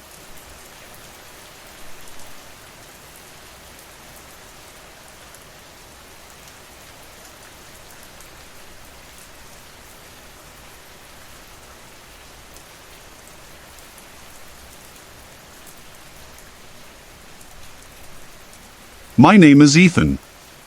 I'm 25 years old, and I live on my family's farm outside a small town called Pine Lake, Arkansas. It's not a big commercial farm or anything like that, just a modest place my parents have kept for years. When they're away, I'm the one who takes care of things. Being the oldest of 3 and the only boy, they expect me to run it someday when they're too old. But honestly, I don't really want to. I can't imagine spending my whole life out here in the middle of nowhere, especially after what happened one night last July. My parents were away for a week on a trip, leaving me and my 2 sisters, Sarah and Morgan, to watch the farm. There's not much around here, just wide open spaces and privacy. Maybe too much privacy, if you ask me. That night started like any other. It was late, time to wind down. Sarah was in her room taking summer courses online, typing away on her laptop. Morgan and I were hanging out in the living room, watching some dumb show. All 3 of us wanted out of this farm life. Me the most, in the prime of my 20s. But farm life has its dangers, not just the wild animals that nibble on crops, but people who come to steal. Believe it or not, it happens. Not often, but enough that we keep a few guns around. Suddenly, our 2 dogs outside started barking like crazy in the backyard. Something spooked them for sure. I ran outside to see what was going on. They were both staring toward the edge of the cornfield, barking non-stop. I told them to quiet down, and they finally settled. I stepped closer, trying to listen. That's when I heard it, a faint whistle coming from inside the cornfield. Definitely a human whistle. It hit me hard. Someone was trespassing while my dad wasn't here. I hurried back inside to grab one of the guns. The dogs barked even louder. I told my sisters, "There's someone out there in the cornfield. I have to go chase them off." Sarah and Morgan both said it was a terrible idea to go running into the dark cornfield alone. And honestly, they were right. It sounded terrifying. So I stayed by the dogs and fired a warning shot into the air. The sharp crack echoed through the night, and the dogs instantly quieted. Feeling a rush of adrenaline, I yelled at whoever was out there to get off our land. That seemed to do the trick, so I went back inside. Sarah and Morgan laughed, and I couldn't help but join in. But our laugh didn't last long. The dogs started barking again, this time louder and more frantic. I grabbed the gun again and stepped outside, heart pounding. Then I saw him. A man standing just 20 feet from the dogs, right at the edge of the cornfield. He looked at me. I shouted "Hey," and he took off running into the dark rows of corn. I fired another shot into the air as he disappeared. I stayed by the dogs, no way I was going into those shadows alone. I unclipped their chains and brought them inside. We called Dad, who told me I had to step up and protect the family. He said if the guy came back, I should fire another warning shot. After that, we slowly settled into our rooms. Sarah and Morgan each took one dog to their rooms, and I kept the gun close by in mine. Later that night, lying in bed with my window open and a movie playing on my laptop, I heard the whistle again. I peeked outside and saw someone walking slowly through the grass. Then, like he knew I was watching, he stopped and turned toward my window, still whistling. He was messing with us, trying to scare us. I grabbed the gun and fired a warning shot into the grass just feet from him, making sure not to hit him. That broke his act. He bolted toward the front of the house and didn't come back. I told my sisters what happened and promised him that no one was coming back. What do you think happened next? Have you ever felt that kind of fear on your own property? Hey everyone! I put a lot of effort and heart into creating these videos just for you. If you're enjoying the content, I'd love to hear from you. Drop a quick comment below and let me know where you're watching from and what time it is for you right now. Your support means the world to me, and it keeps me motivated to bring more awesome videos your way.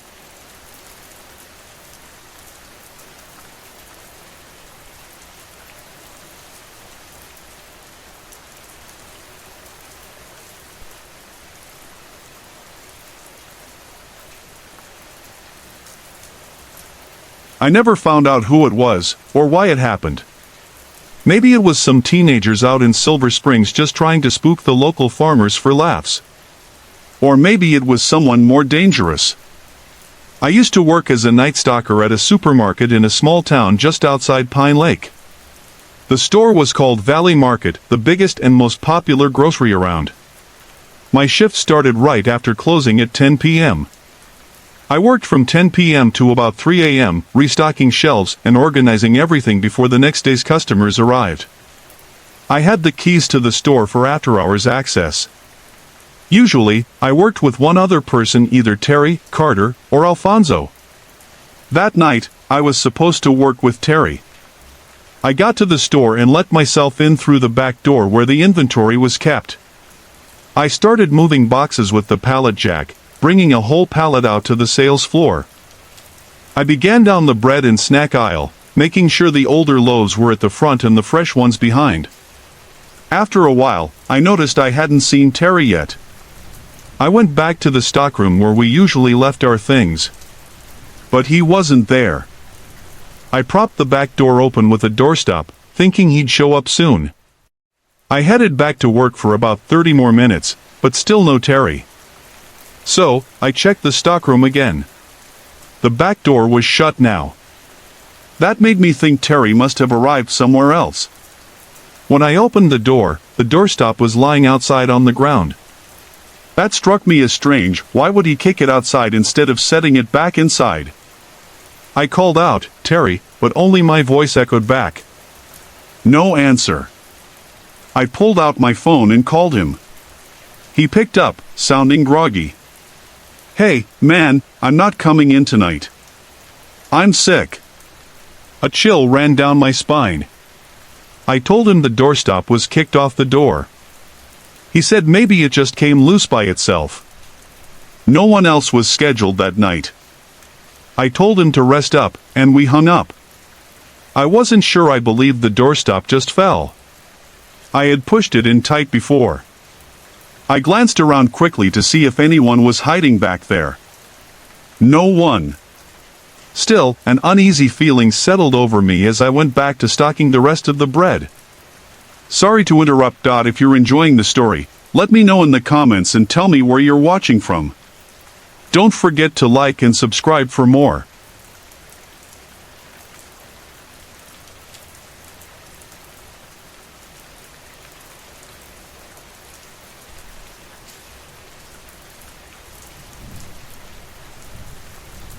I want to share a story about my two kids, Ethan and Ryan. They're twins, just 6 years old. About a year ago, we were living in our old house, but something happened that changed everything and made us move. It's a long, unsettling story. We had lived in that house for 4 years. My wife, Jessica, and I got married while living there, and that's where we raised our boys. We had plans to stay for a long time, but things started to change around us, and not for the better. We lived on a quiet corner lot in a small town called Pine Lake. Behind us, the house was mostly hidden by thick trees and overgrown bushes, so we barely saw those neighbors. But the guy on our right, his name was Mark. He had moved in less than a year before all this began. I'd only spoken to Mark a couple of times. He had a thick accent that was hard to understand, and he didn't seem very friendly. Two of his upstairs windows looked directly into our backyard. There wasn't much privacy there, but those rooms always seemed dark. I figured they were just unused guest rooms or something like that. One hot summer afternoon, the boys were playing in the backyard, splashing around in their inflatable pool and shooting water guns, while I was outside doing some yard work. As I walked toward the detached garage, I caught a quick glimpse of Mark standing at one of those upstairs windows. He saw me too, but just as fast, he turned away and disappeared from sight. It felt strange, but I didn't say anything. Later that evening, as the sun was dipping low, the boys went back outside to play again. It had been a scorching day, so they were back in the pool while Jessica was in the kitchen making dinner. Then, suddenly, their laughter stopped. Ryan came inside and told us something that made my stomach drop. He said there was a flashing light coming from Mark's upstairs window. I followed Ryan outside to see for myself. He pointed to the same upstairs window overlooking our yard. He said a white light kept flashing from there. My mind raced. I asked the boys if it looked like a camera flash. Both nodded. I told them to dry off and come inside. Once they were wrapped in towels, I told Jessica what was going on. Jessica immediately shared my concern. She told me I should go next door and talk to Mark. So I did. I knocked on his door a few times, rang the doorbell, but no answer. His car was parked in the driveway, so he had to be home. After several tries, I gave up and went back inside. I told Jessica he wouldn't answer, which made what the boys said feel even more real. We couldn't prove those flashes were camera flashes, but it sure sounded like it, and it was deeply unsettling. Weeks went by, and then one night while Jessica and I were in bed, we heard the side gate quietly open and close. Jessica wanted me to check outside. I grabbed a flashlight and went out to look. I switched on all the backyard lights and searched every corner. No one was there. But then I noticed that Mark's backyard lights were on. I walked over to peek over the fence into his yard, and suddenly, Mark appeared beside me on the other side. He asked if I needed anything. I asked him directly if he'd seen or heard anyone sneaking around our yard. He said no. Then, I asked the question I'd been holding back, if he had been watching the boys, since they thought someone was flashing a camera at them from his window. His reaction shocked me. He acted angry, almost yelling, accusing me of making wild accusations. Without any proof, I didn't want to make a scene or start problems. I apologized and went back inside. Jessica was furious. She told me Mark was lying. The next incident didn't happen for another few weeks. It was the middle of the night when I was suddenly shaken awake by Jessica in a panic. I looked around, confused, but then I heard the boys screaming from their room. I ran downstairs and found Ryan awake, crying hysterically. His screams had woken Ethan, who was also terrified and crying. Ryan said someone had been outside their window seconds ago, and there was a flash from that window. I got goosebumps and felt my anger rise. I asked what the person looked like. Ryan said he didn't see, just the flash. I took the boys up to our room to sleep with us. With the lights off, I peeked out our bedroom window toward Mark's dark house next door. I looked carefully at each window and then saw him, Mark, staring out one of those same upstairs windows overlooking our backyard. I couldn't take it anymore. I stormed next door and rang his doorbell over and over, maybe 15 times. No answer. I called the police and filed a report on Mark. I wanted it on record in case anything else happened or other neighbors reported him. After that, I never saw him again. Sometimes I would wait outside, hoping to catch a glimpse, but he stayed hidden. Because of everything, we moved within a month. We found a new home in a nearby town, Silver Springs, a quieter and safer place to raise Ethan and Ryan. Sometimes I wonder, what if I had done more? What if someone else had seen what I did? Have you ever had that feeling, like someone's watching you, just beyond sight?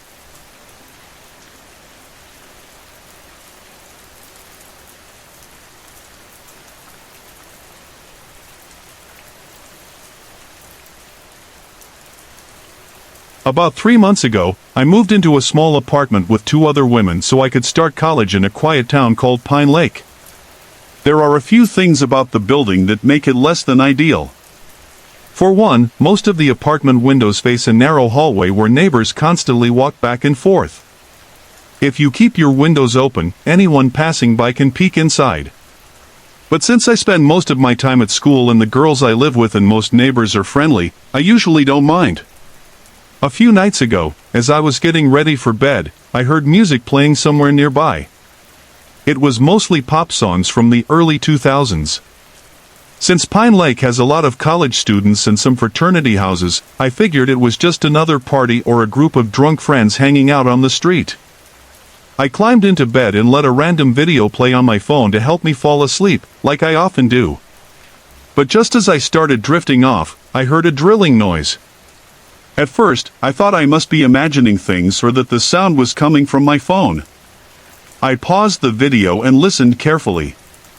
No, someone was definitely using a drill nearby.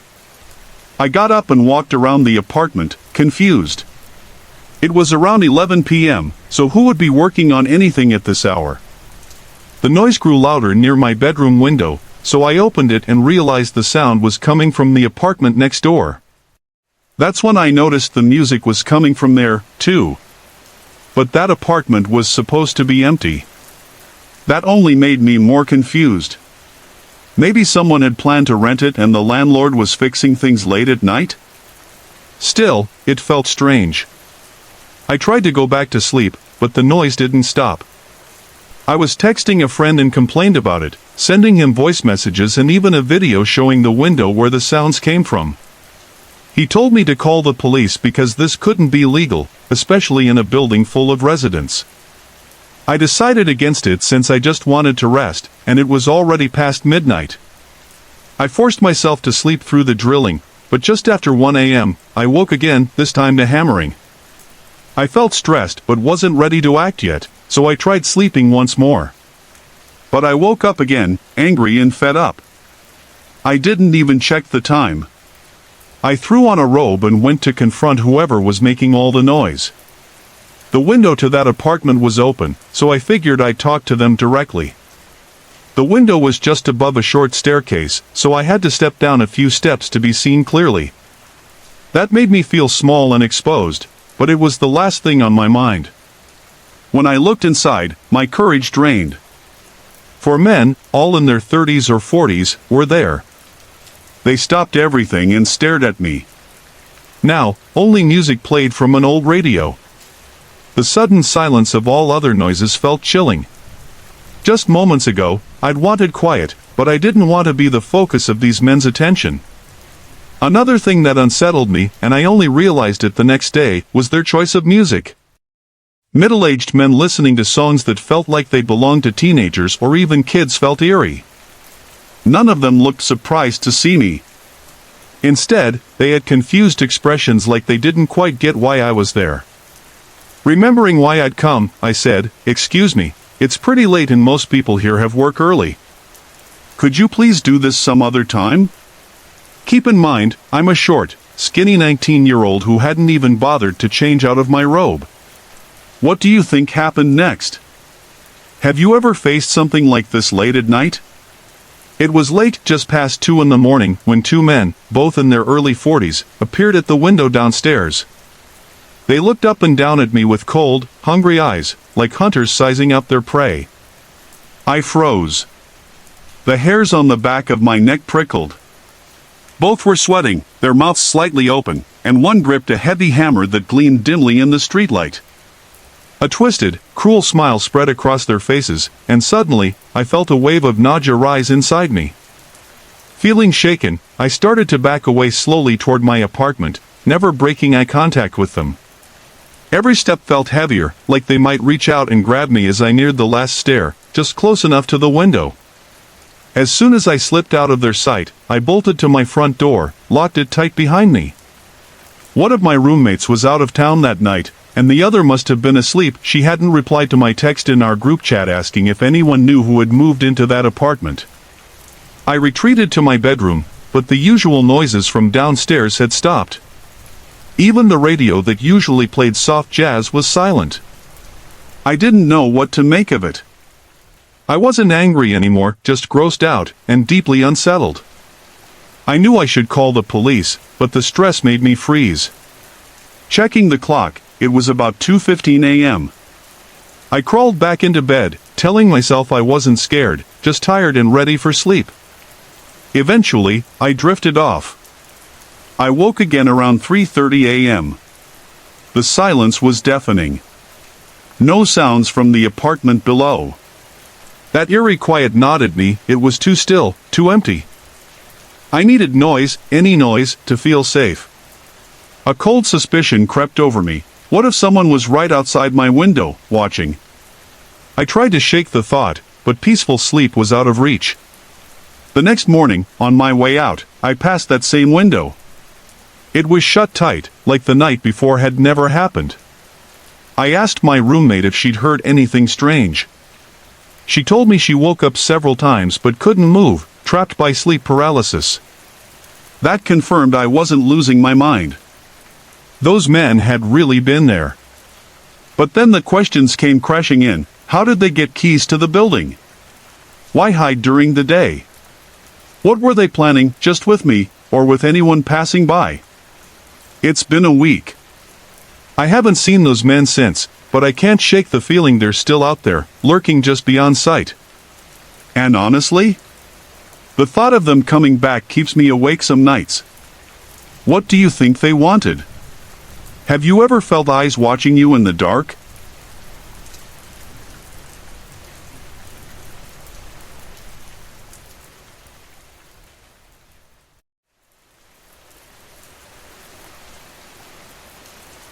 I live in a small suburban town just outside Asheville, North Carolina. My girlfriend Emily and I recently started renting a cozy little house, perfect for the two of us. It has a decent backyard, and our street is quiet, almost too quiet. On one side of our house is a low-lying wetland area that the town calls a drainage basin, just a cluster of tall pines surrounding a shallow pond. On the other side lives our neighbor, Mike, and his wife. They're in their late 60s, very reserved, and keep to themselves. Directly across the street, there's a small patch of woods that leads to another drainage basin. So if you like privacy in the front yard, our house is perfect. But the backyard tells a different story. Mike's house is shielded from ours by a thick row of arborvitae shrubs that the previous owner planted years ago. Besides the house right behind us, no one else can see into our backyard. But that one house alone has been enough to make Emily and me feel uneasy. It's fall now, and we've been busy with yard work, raking leaves, trimming bushes. But every time we're outside, I notice two figures standing in the upstairs window of the house behind us, a middle-aged man and woman. Whenever I look up, they're staring straight at me. It feels like they're watching every move. Emily started avoiding the backyard because it gave her chills. One foggy afternoon, while I was raking, I looked up and saw them again. I waved, hoping for a friendly response. They didn't blink or move. Just stared. I could almost feel their eyes drilling into me. I turned back to the leaves, but after a few minutes, curiosity got the better of me. I glanced back at the window. They were still there, watching. The feeling was too weird. I went inside. Emily said we should just go knock on their door and introduce ourselves. I was hesitant, but we walked down the block and rang the bell. Instead of the man and woman, a younger guy, maybe in his early 20s, peeked through the cracked door. The inside of the house was dark, and seeing half his face in the shadow felt eerie. We tried to be friendly, but he seemed closed off, like he just wanted us gone. When I mentioned the people at the window, he said he didn't know who I meant. Feeling unsettled, we left. As we walked away, I noticed him still peeking through the crack, watching us until we disappeared around the corner. That was creepier than I expected. Back home, I went upstairs to our bedroom, which has two windows. One looks out to the house behind us. I looked, and there they were again, the man and woman staring right back. I shut the blinds and told Emily. We decided to plant some bushes to block their view, but it was already late fall, too late for planting. We'd have to get through winter. A few days later, after avoiding the backyard and the bedroom window, we heard knocking downstairs one night. I told Emily to stay in bed while I checked. The knocking was loud, but not on the door, it was on the glass of the backyard window. We kept those blinds shut, not wanting anyone to peer in. I walked over and saw a fist pounding on the glass. I was frozen with fear but finally flipped on the backyard light. The knocking stopped immediately. I didn't look outside and went back upstairs, telling Emily I scared whoever it was away. I added some bravado so she wouldn't worry. We figured it had to be someone from that house behind us. Since then, nothing happened until 2 weeks later. Late at night, we heard shouting from that same house.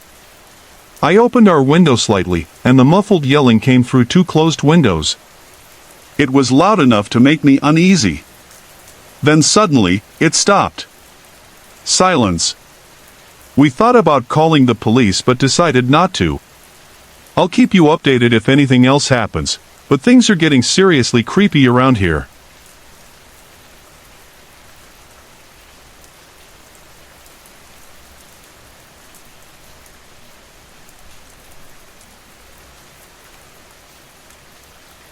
My name is Jack.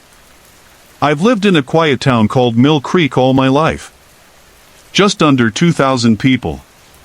Everyone waves, most people know your name, and you don't have to lock your doors at night. At least, that's how it used to be. I've worked as a night patrol officer for about 6 years. Nothing too exciting, mostly I deal with raccoons tipping trash cans or teens sneaking into the park after hours. But something strange happened one autumn, something I still think about when the wind howls just right. It started on a Wednesday night in late October. The air was crisp, and the smell of dry leaves filled the town. Most of the trees were bare, and the streets were quiet except for the occasional flicker of a jack-o'-lantern on someone's porch. I got a call from dispatch around 10:30 p.m. Old Whitmore Farm, the voice said. Caller said they saw lights in the barn. Property's supposed to be empty. I knew the place. It had been abandoned for over 20 years. Mr. Whitmore passed away, and no one ever bought the land. The barn had collapsed in some places. Teens would dare each other to go there on Halloween. I wasn't thrilled about driving out that way, but it was my job. The road leading to the farm was dark and covered in mist. My headlights caught only a few feet ahead. Branches scraped the top of my cruiser, and gravel crunched beneath the tires. I turned down the long dirt path and parked by the rusted gate. There it was. The barn. A faint glow flickered from inside, like a lantern swinging gently. But no wind was blowing. I stepped out of the car. The cold bit my skin, and my breath puffed in the air. The ground was soft, and the old fence creaked as I pushed through it. I walked slowly toward the barn. My flashlight flickered as I reached the door. I tapped it with my boot. Mill Creek Police. I called. Anyone in there? No answer. Just the soft flicker of light through the cracks in the boards. I pushed the barn door open. It moaned loudly on its hinges. The smell hit me first, wet wood, mold, and something else, something sharp, like old iron. The light was coming from an old lantern hanging from a beam. But no one was holding it. It swung back and forth, slow and steady, as if someone had just let it go. The hay on the floor was damp. A pile of broken tools sat in one corner, and a child's tricycle, rusted and dusty, leaned against the far wall. Then I saw it. A shadow moved across the back wall. Not mine. Not shaped like me. I turned quickly, heart racing. No one was there. But the shadow had moved like it belonged to someone. I radioed in. Dispatch, I'm at the barn. No sign of forced entry. Light source found. Possibly trespassers. We'll search inside. I took a step forward. Creak. I stopped. That wasn't me. Another step behind me. Creak. I turned around, flashlight shaking. Still no one. But the lantern was now still. Perfectly still. Then a whisper. Jack. I froze. My name. No one knew I was here except dispatch. Who's there? I shouted. The only answer was a soft rustling in the hay above me. I aimed my flashlight up. Empty loft. Just cobwebs and broken boards. But then the tricycle moved. It rolled forward, just a few inches, all on its own. No breeze.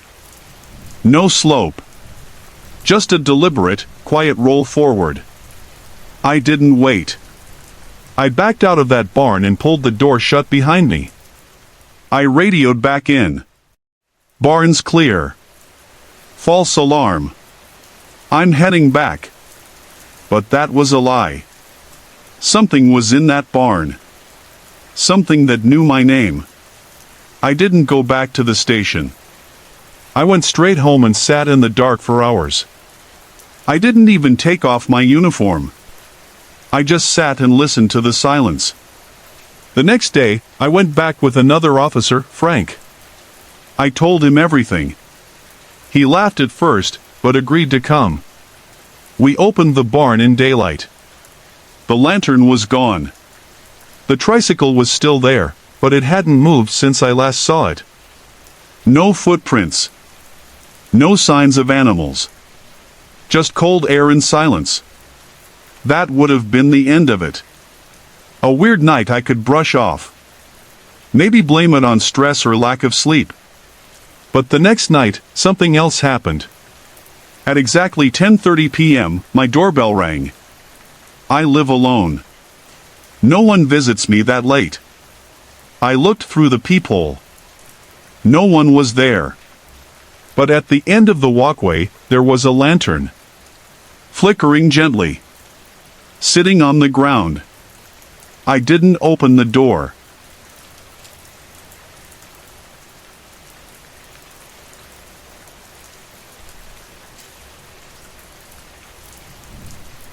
I watched it from the window for over an hour. Then it went out. I haven't seen it since. But every now and then, when I drive past the old Whitmore place on patrol, I slow down. Just a little. And sometimes, I see a soft glow in the barn. Swinging. Waiting. I used to work night shifts as a part-time officer in a quiet town called Marlow Creek. Not a lot happens here. We have one gas station, a diner, and a handful of folks who mostly keep to themselves. People say it's peaceful, but I've learned that quiet places can hide strange things. Back then, I was dealing with a lot. My wife had passed away the year before, and the house felt too big without her. I worked extra shifts just to stay out of it. Nights were easier than days. Fewer people. Fewer questions. One evening in late October, I was doing my usual patrol. It was cold, and the wind kept whistling through the trees like someone calling out. The leaves had all turned orange and brown.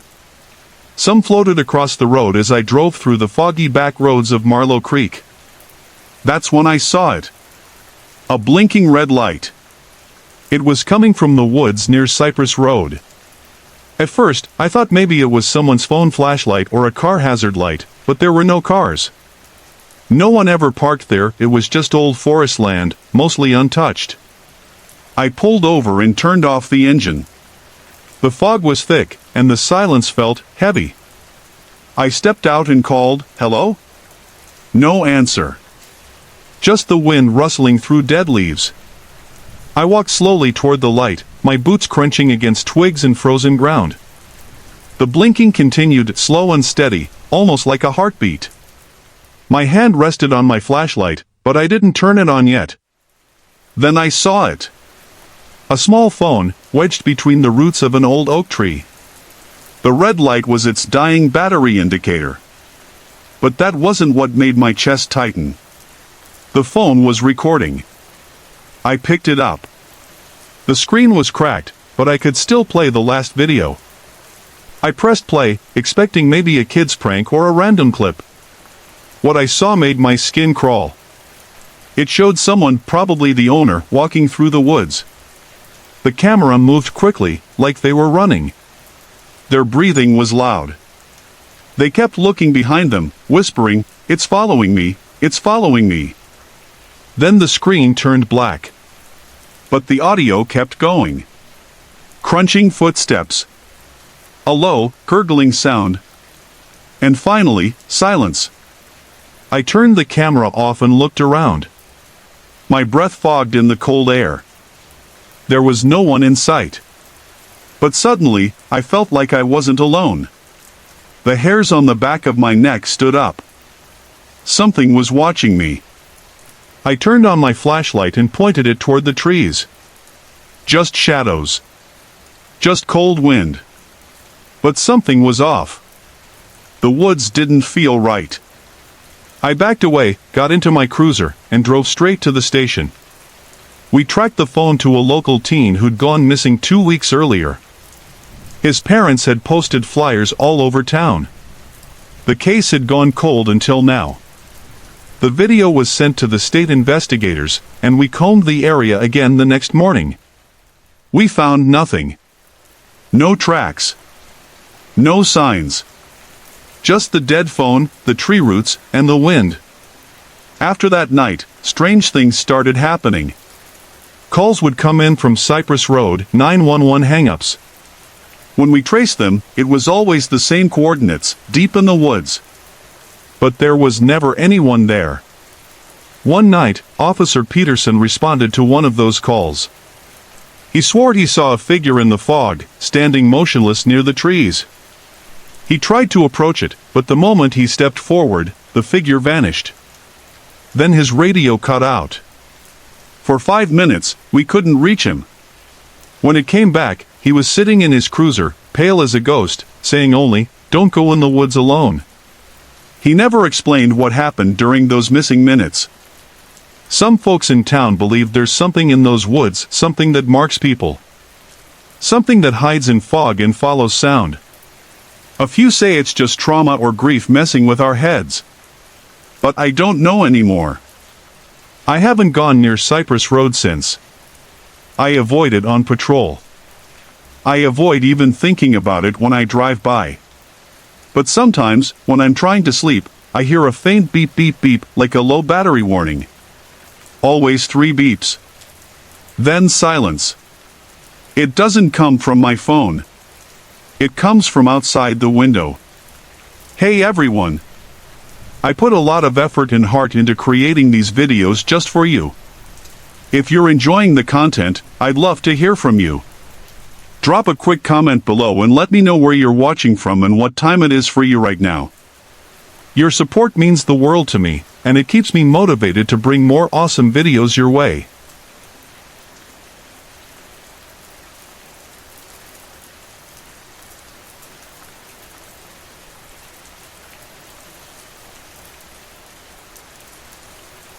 I live in a small town in Vermont called Alder Creek.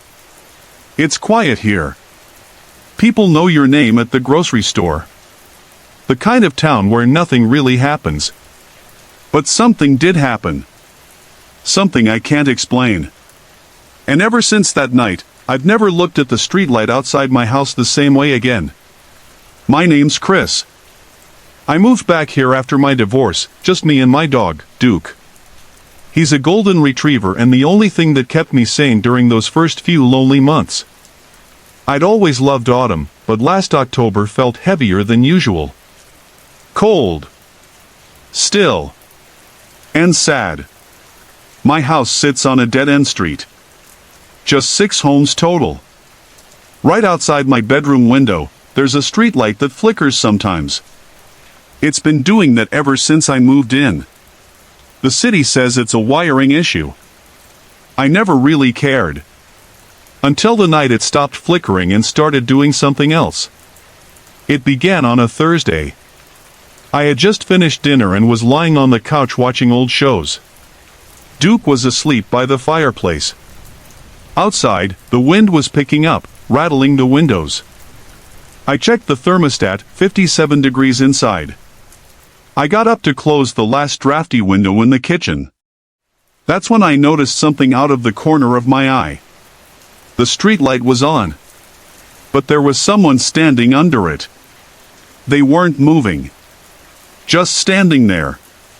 I figured it was maybe a neighbor out for a late walk, though nobody around here walks this late, especially not when it's this cold.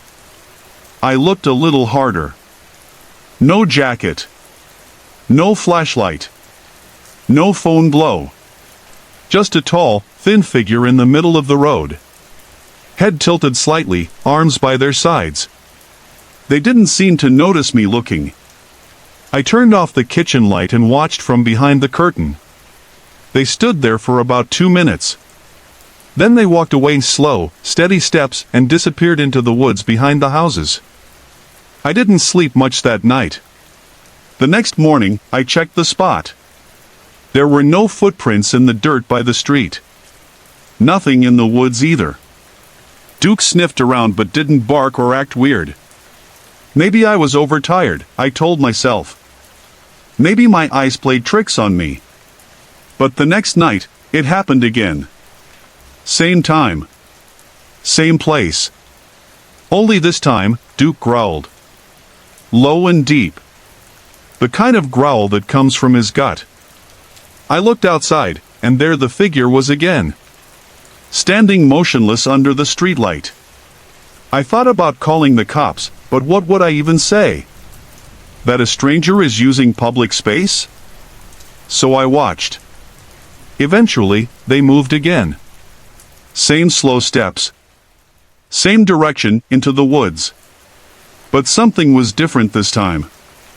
As they walked away, the streetlight flickered, just once. Like a pulse. Then it went dark. And the wind stopped. Everything got quiet. No rustling leaves. No cars. No distant TV sounds from other houses. Just silence. Then, all at once, the light came back on, and everything sounded normal again. The next day, I asked my neighbor, Mr. Jenkins, if he'd seen anything. He shook his head. Said he hadn't noticed anything strange. Said maybe I needed a good night's sleep.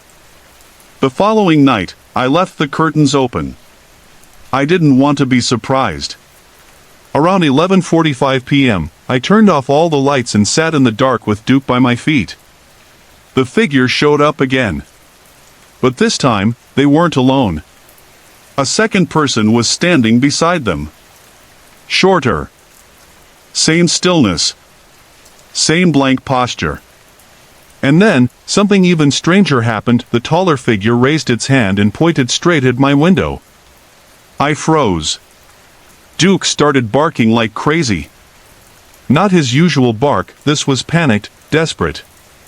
I closed the curtain and locked every door in the house. I turned on every light. I even grabbed the old baseball bat I kept in the hall closet. I didn't sleep at all. In the morning, I called the police. An officer named Lauren came out. I knew her from school. She was kind, patient, and didn't laugh when I told her what happened. She checked the area but found no signs, no prints, no damage, no sign anyone had been near the house. Before she left, she said something I didn't expect. "You're not the only one," she said quietly. "We've had 2 other reports from this street. Same story. Figures under the light. Silence. Then nothing." I asked her what she thought it meant. She paused, then said, "Some folks think the streetlight is cursed. That it shows you something, not quite from here. But it never does anything unless you go outside." I promised her I wouldn't. And I haven't. It's been almost 3 weeks now. Every night at 11:45 p.m., the figures show up. Sometimes it's 2. Sometimes 3. Always the same posture. Always staring. I don't watch anymore. I don't open the curtains. I just wait. And pray they don't come closer. Duke still growls at the same time every night. And the streetlight still flickers like it's alive. I don't know what they are. Or what they want. But I think they're getting closer. I wonder what would happen if I opened the door. What do you think? Would you step outside? Sorry to interrupt. If you're enjoying the story, let me know in the comments and tell me where you're watching from. Don't forget to like and subscribe for more.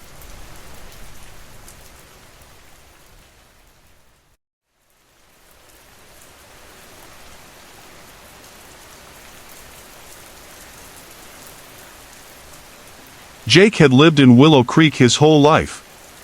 It was the kind of town where people left their doors unlocked and porch lights on all night. Quiet. Safe. Familiar. After his wife Sarah passed away last winter, Jake had started spending more time alone. His daughter moved to California. The old house felt too big and too quiet. But he couldn't bring himself to leave it.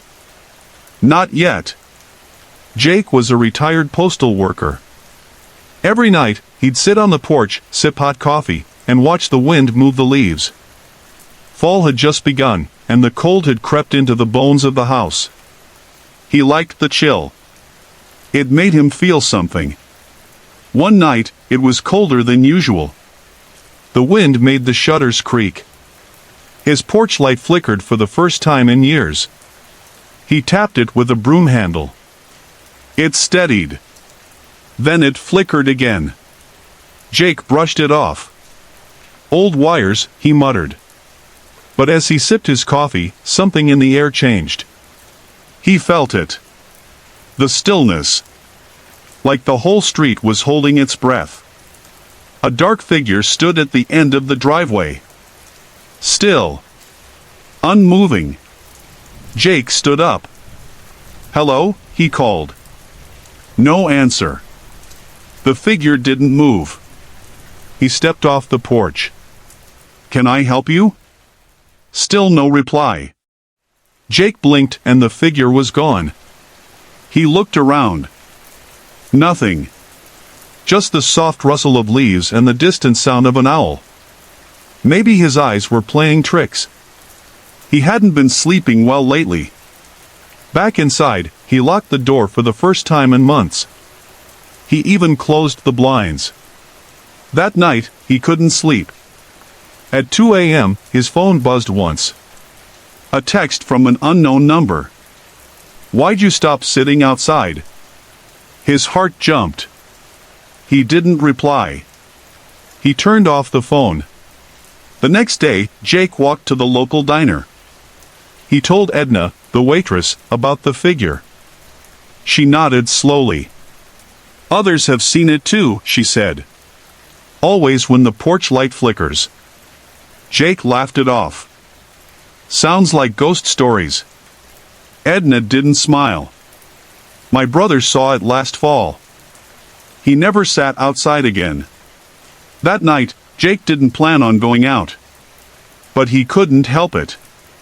Around 9 p.m., he stepped onto the porch. His coffee steamed in the cold air. The porch light flickered again. This time, he didn't touch it. He waited. Then, slow footsteps. Gravel crunching at the edge of the yard. Jake leaned forward. "Is someone there?" The figure stepped closer. Still too far to make out a face. Jake's throat tightened. "I'm calling the police," he said. The figure whispered back, voice low like wind through trees, "You already did." Jake stepped inside and slammed the door. He dialed 911. The voice on the other end said, "We've already sent someone, sir. Officer Davis is outside." He peeked through the blinds. There was no cruiser. Only the figure. Standing still. Watching. The porch light flickered once, twice, then went out. Silence. He dropped the phone. Jake backed away from the door, heart pounding. Then, 3 slow knocks. He didn't answer. He didn't breathe. The knocking stopped. Footsteps faded. Minutes passed. Or maybe hours. Jake didn't know. The porch light blinked back on. Just for a second. And the figure was gone. The next morning, Jake checked the security footage on the old camera he had above the door. But the screen showed nothing. No knocking. No figure. Just static where the porch should be. That night, Jake didn't go outside. He never did again. But sometimes, late at night, he hears the knock. 3 slow taps. And each time, he watches the porch light flicker. And waits for it to go out.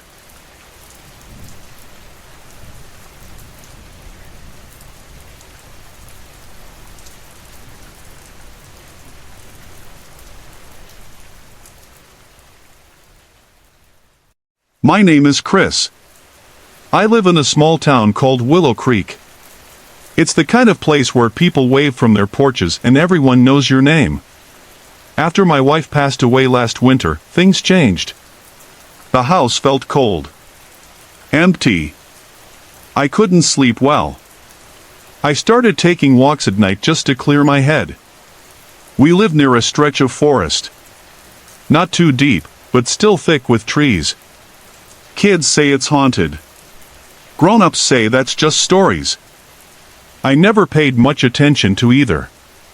But something happened last fall. Right before Halloween. It was late, maybe around 11:30 at night. The wind was strong. Dry leaves blew down the street like whispers. The streetlights flickered like they always did on windy nights. I had just finished watching the news. There was nothing on my phone, no new messages. No one to talk to. So I grabbed my coat and headed out. The cold air hit my face. It felt sharp, like little pins. I took the usual path down Maple Street and turned toward the woods. Just walking.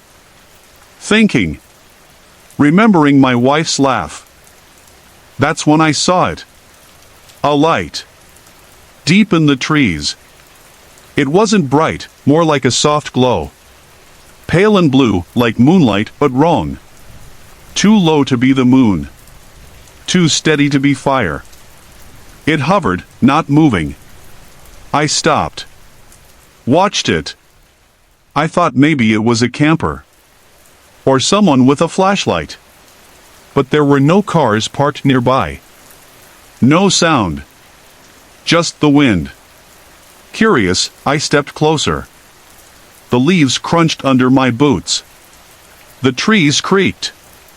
The deeper I went, the colder it felt. The light didn't move. It just waited. I don't know why I kept walking. Something pulled me. Maybe it was the loneliness. Maybe I just needed something strange to break the silence in my life. After a few minutes, I was deep inside the forest. I couldn't see the road anymore. The wind stopped. Everything went still. Then the light blinked out. Gone. I stood there, frozen. And then I heard it. A soft tapping. Like fingers on wood. Slow and steady. Tap, tap, tap. I turned. Nothing behind me. Tap, tap, tap. It was coming from in front of me now. From the trees. From the dark. Hello? I called out. No answer. Is someone there? The tapping stopped. Silence. I reached for my phone to use the flashlight. The screen didn't turn on. It was dead, though I had charged it earlier. Then I saw the light again. This time it was behind me. Same soft glow. Same pale blue color. Closer now. I turned around slowly. It was floating near an old tree. One I hadn't noticed before. Its bark was twisted, black. Like it had been burned a long time ago. At the base of the tree was a wooden box. It looked like a jewelry box. Old, with metal edges and carvings on the top. The light hovered just above it. I stepped forward, drawn in. When I reached the box, the air turned warm. Too warm. Like summer. I bent down, touched the lid. It felt smooth. Warmer than it should have been. I opened it. Inside was a picture. A photo of me and my wife.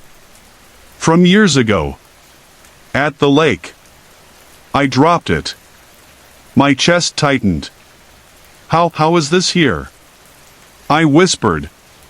Then the tapping came again. Right behind me. I turned fast. There was a figure. Just shadows. No face. No eyes. Just the shape of a person. Standing there. Still. I stepped back.